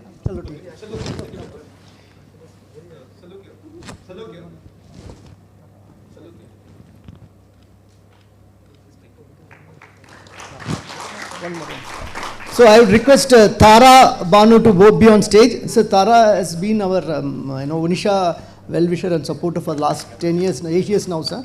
And she's also, she has a Bangalore Highlights magazine is there, and also she does a lot of work in the YouTube. Come, Tara. Huh? Yeah, she's our media coordinator, sir, helping us on media coordination.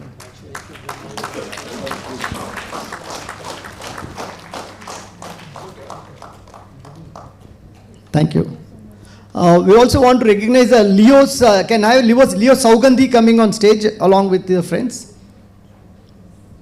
So that is the end of it. So these are the people who supported us. We just wanted to recognize all of them. Dr. Naga, you're running ahead. Sir, I was seeing the time. Yeah. Still. It's over there. Time is over there. Yeah, okay. So, thank you so much, sir. Thank you, sir. Thank you for this wonderful gesture of yours. Dr. Naga is so sweet. He always listens to me. When I tell him it's time is up, he always, please be on the dais. We still have a few more things. So request your intelligence and take your seat. So finally, we come to the final section of the event. To bring this inspiring evening to a close, we have with us a leader whose vision and commitment have made this event and many such community initiatives possible. Mr. Srinivas Murthy, the founder of Sree Trust, has been a tireless advocate for education, service and social transformation. Through Sree Trust, he has championed programs that empower youth, uplift families and strengthen communities, fostering the very values that define Sree Vonisha Yuvankalpa. It is believed that progress begins with purpose, continues to inspire all who work with him. Please join me in welcoming Mr. Srinivas Murthy, founder of Sree Trust, to deliver the vote of thanks. Would request Anvita to be on stage to receive a small memento from the chief guest. So, just a few word about Anvita. Anvita is the Asian silver medalist and represented India in World Roller Skating Hockey Games. She's a sort of a child prodigy, and she has been going great heights. In fact, I came to know about her after we started this event.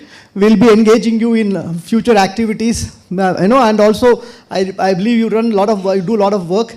Thank you for that, and be associated with our foundation also. Let us work together. A small recognition for you from the chief guest. Please come on stage.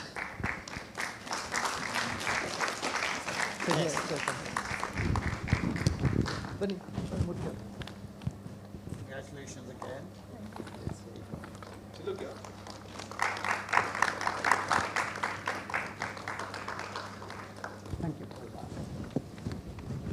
Thank you, sir.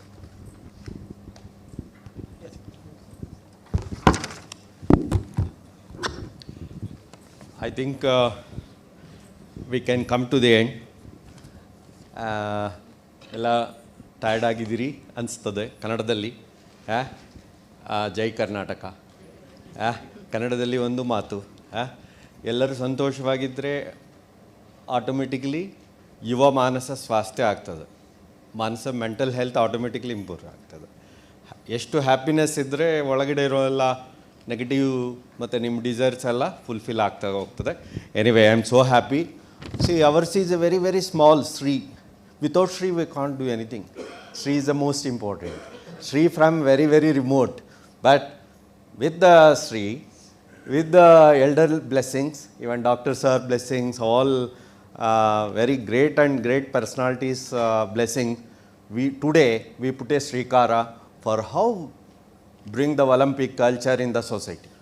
Not on the society, the youngsters today, most of the 60 to 70% of the younger maybe fifth generation, they are already coming into the place.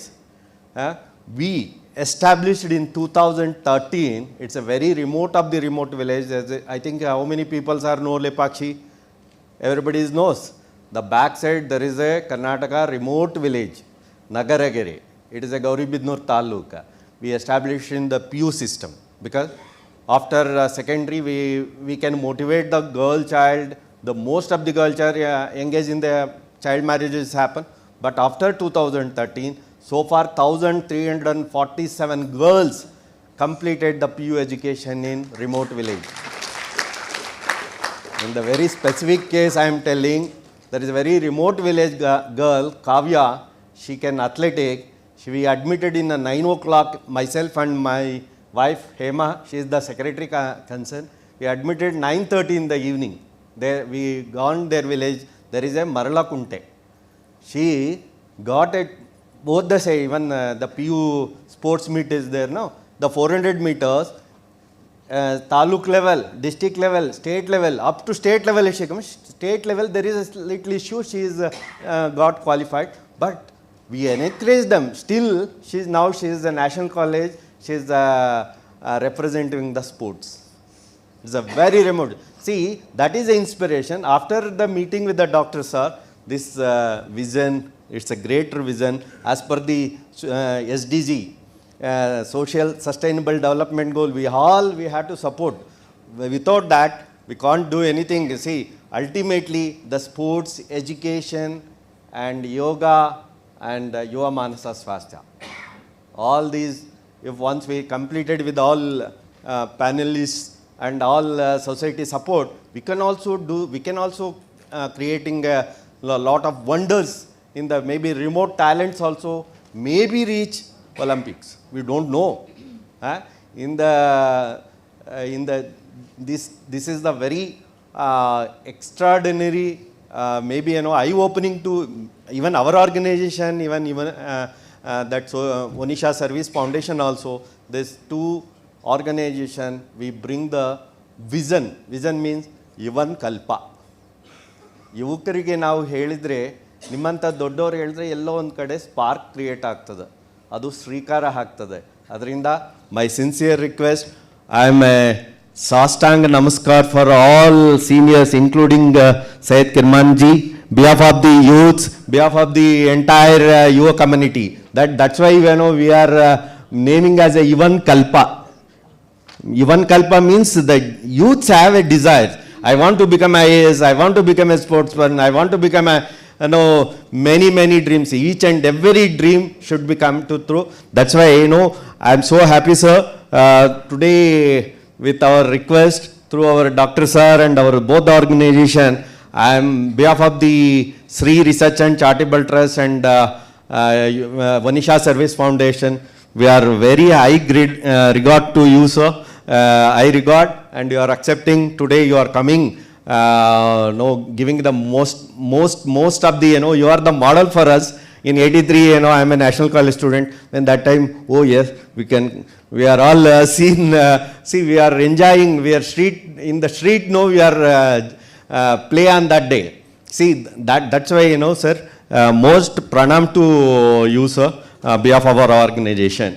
And apart from that, this is the panel discussion. Maybe this is a very simple matter. This is not a simple panel discussion.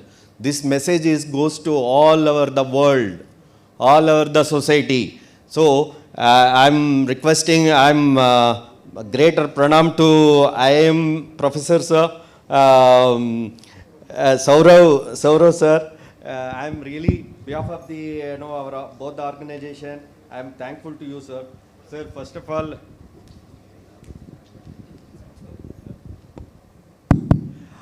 all, sir, I'm thankful to IAMB. See, the Sree Trust already getting a help from the IAMB for 3 years, continuously, 2021, 22, 23. We are getting a very small token, the teacher contribution from IAM, sir. We did a walkathon in IAMB. Our children also come here and participate and getting a motivation. Now there's one girl child trying to getting admission in IIM, sir. She's become a chartered accountant.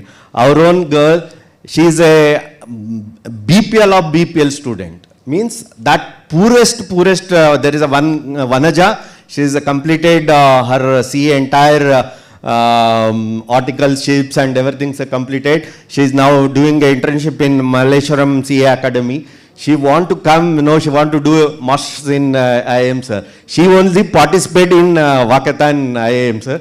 I'm really, behalf of this Sree PO college, a very remote PO college, we are pranam to entire IMB fraternity and you, sir. And another panelist, Suganya ma'am. I think Suganya ma'am, myself, we are all part of the Yuva Manasa Swasthya, sir. Maybe Nasha Mukta Abhiyan.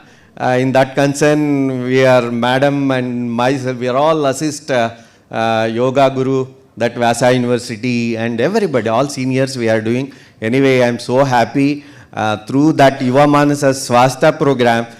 We are come to know that such a kind of the very talented madam, she is the become model for entire our youth community. So I am very thankful to you both, behalf of the both the organization. And there's one. Yes, sir. And one Major sir, you are inspiring a lot. Major General sir, Haribi Pillai, and Vinay Kumaraswamy sir, maybe all youths with the doctors sir, we are getting a lot of help. That's why I'm always mentioning if your doctors are collaboration in our organization, our entire organization is getting a lot of help and a very greater vision. So on behalf of our both organization, I'm thankful to you, sir. And ma'am, ಏನು ಹೇಳೋದು ನಿಮ್ಮ ಬಗ್ಗೆ ಮಾಲತಿ ಅಂದ್ರೇ ಅದು ಒಂದು ಇದು ನೀವೇ ಮಾಡಲ್ಲು ಇಲ್ಲಿ ಏನು ನಾವು madam she is become A election commission icon also I was with the election commission doctor madam ಅಂತ many people, many officers, they are mentioning her ma'am's name. Ma'am, we need all your blessings. Because you are the real blessing ಕೊಡುವಂಥ ಸ್ಥಾನದಲ್ಲಿದ್ದೀರಾ. ನೀವು bless ಮಾಡಿದ್ರೆ ನಮ್ಮ Shri and ವನಿಷಾ ಅವರಿಗೆ ಒಂದು ಒಳ್ಳೆ ಮಾಡೆಲ್ನೆಸ್ create ಮಾಡ್ದಂಗೆ ಆಗ್ತದೆ. ಎನಿವೇ ನಾನು ಕನ್ನಡದಲ್ಲಿ ಮಾತಾಡ್ತಾ ಇದ್ದೀನಿ, ಸೊ ನೀವು ಕನ್ನಡದವರೇ ಆಗಿರೋದ್ರಿಂದ ಸೊ ನಮಗೆ ನಮಸ್ಕಾರಗಳನ್ನು ಹೇಳ್ತೀನಿ. ಒಂದು ಮತ್ತು Ravi sir, Somal Mujumdar sir, I am so happy because you are mentioning a lot of CSR and everything. Of course, you are an entrepreneur. Maybe without entrepreneur support, any maybe company support, we can't do anything, sir. Today, every girl child, every boy, if we enter into some members, they are asking how we can get the support. Without society and the company support, we can't do anything, sir. In this period, in this junction, that is also very important. Maybe your ideology and support, it's a required. Behalf of both the organization, I am thankful to you, sir. That's the one thing. And one more, and anyway, sir, Padma Shri Awadi ಅವರು ಶೇಖರ್ ನಾಯ್ಕ್ ಅವರೇ ತುಂಬ ಚಂದ ಮಾತಾಡಿದ್ರಿ ನೀವು. ನಿಮ್ಮ ಮಾತು, ನೀವು blind ಅಲ್ರಿ, ನಮಗೆ ನೀವು ಒಂಥರ ಕಣ್ಣಾಗಿ ಮಾತಾಡಿದ್ರಿ. Really awesome. ನೋಡ್ರಿ, ನೀವು ಅದು ಒಂಥರ ಬ್ಲೆಸ್ಸಿಂಗ್ ಇದ್ದಂಗೆ. ಶ್ರೀ ವನಿಷಾಗೆ ನೀವು ಮಾತಾಡಿದ್ದು ನಮಗೆ ಒಳ್ಳೆ ಇದಾಗ್ತದೆ. ಮುಂದಿನ 10 ವರ್ಷದಲ್ಲಿ ಅಟ್ಲೀಸ್ಟ್ ಒಂದು 10,000 ಜನ ಮಕ್ಕಳನ್ನ ಒಲಿಂಪಿಕ್ಗೆ ತೊಗೊಂಡು ಹೋಗೋವಂಥ ಧೈರ್ಯ ಬಂತು. You are the model. So both the organisation ಪರವಾಗಿ ನಿಮಗೆ ಅನಂತ ನಮಸ್ಕಾರಗಳನ್ನು ನಾನು ಹೇಳಲಿಕ್ಕೆ ಇಷ್ಟಪಡ್ತೀನಿ. That's a one thing sir. Apart from that, all ಪ್ಯಾನಲಿಸ್ಟ್ಗೆ ನಾನು ಮತ್ತೊಮ್ಮೆ ನಿಮ್ಮೆಲ್ಲರಿಗೂ ಕೂಡ ನಮಸ್ಕಾರಗಳನ್ನ ಹೇಳ್ತೀನಿ. ಮತ್ತು ಇದು ಇಲ್ಲಿ IIM ಅಲ್ಲಿ ಯಾರ್ಯಾರು ಸಪೋರ್ಟ್ ಮಾಡಿದ್ದಾರೆ, ಅಡ್ಮಿನಿಸ್ಟ್ರೇಷನ್ ಮತ್ತು ಆರ್ಗನೈಸೇಷನ್ ಪ್ರತಿಯೊಬ್ಬರಿಗೂ ಕೂಡ ನಾನು ನಮ್ಮ ಬೋತ್ ಆರ್ಗನೈಸೇಷನ್ ಪರವಾಗಿ ನಾನು ನಮಸ್ಕಾರಗಳನ್ನ ಹೇಳ್ತೀನಿ. One more here, Balaji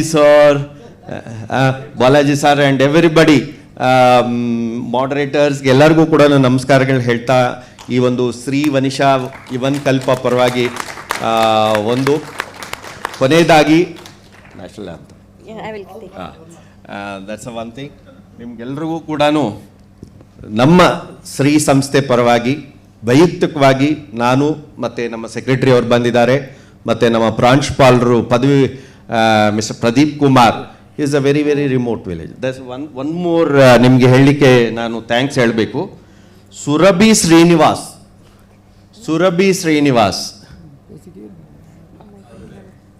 Yes. Sir, I am a government employee. I been to survey. She is a world rank 19 once a land tennis player. See, we don't know.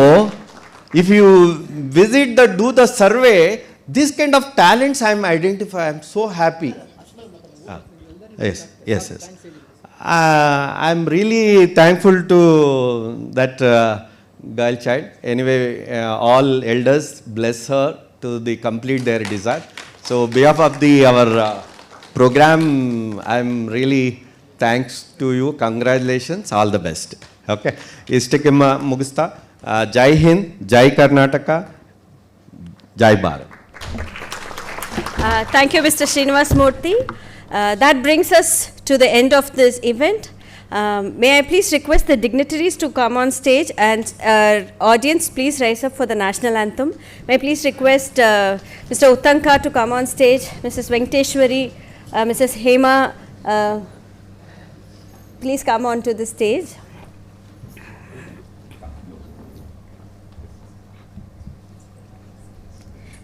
We request all of you to sing the national anthem heartfelt, and let's hope for positive Olympic future India. Janagana mana adinayaka jaya he Bharat bhagya vidata. Punjab, Sindh, Gujarat, Maratha, Dravida, Utkal, Banga, Vindhya, Himachal, Yamuna, Ganga, Uchchal, Jalati, Taranga. Tava Shubha Name Jage, Tava Shubha Ashish Mage, Gave Janagana Mangaladayak Jaya He Bharat Bhagya Vidata. Jaya He, Jaya He, Jaya He, Jaya Jaya Jaya Jaya He. Bolo Bharat Mata ki Jai. Vande Matram. Jai Hind. Join for the group. May I please request all of you to stand together for a group photo. And meanwhile, on behalf of Sree Trust, Vonisha Service Foundation and IIM Bangalore, we extend a heartfelt gratitude to all our panelists, esteemed speakers and participants for this meaningful journey. With that, we bring this event to a close. To our audience here, Please join us for refreshments. We have arranged it outside the auditorium. And to all of us who are joining us online, thank you for being part of this wonderful session. Have an inspiring evening ahead. Jai Hind.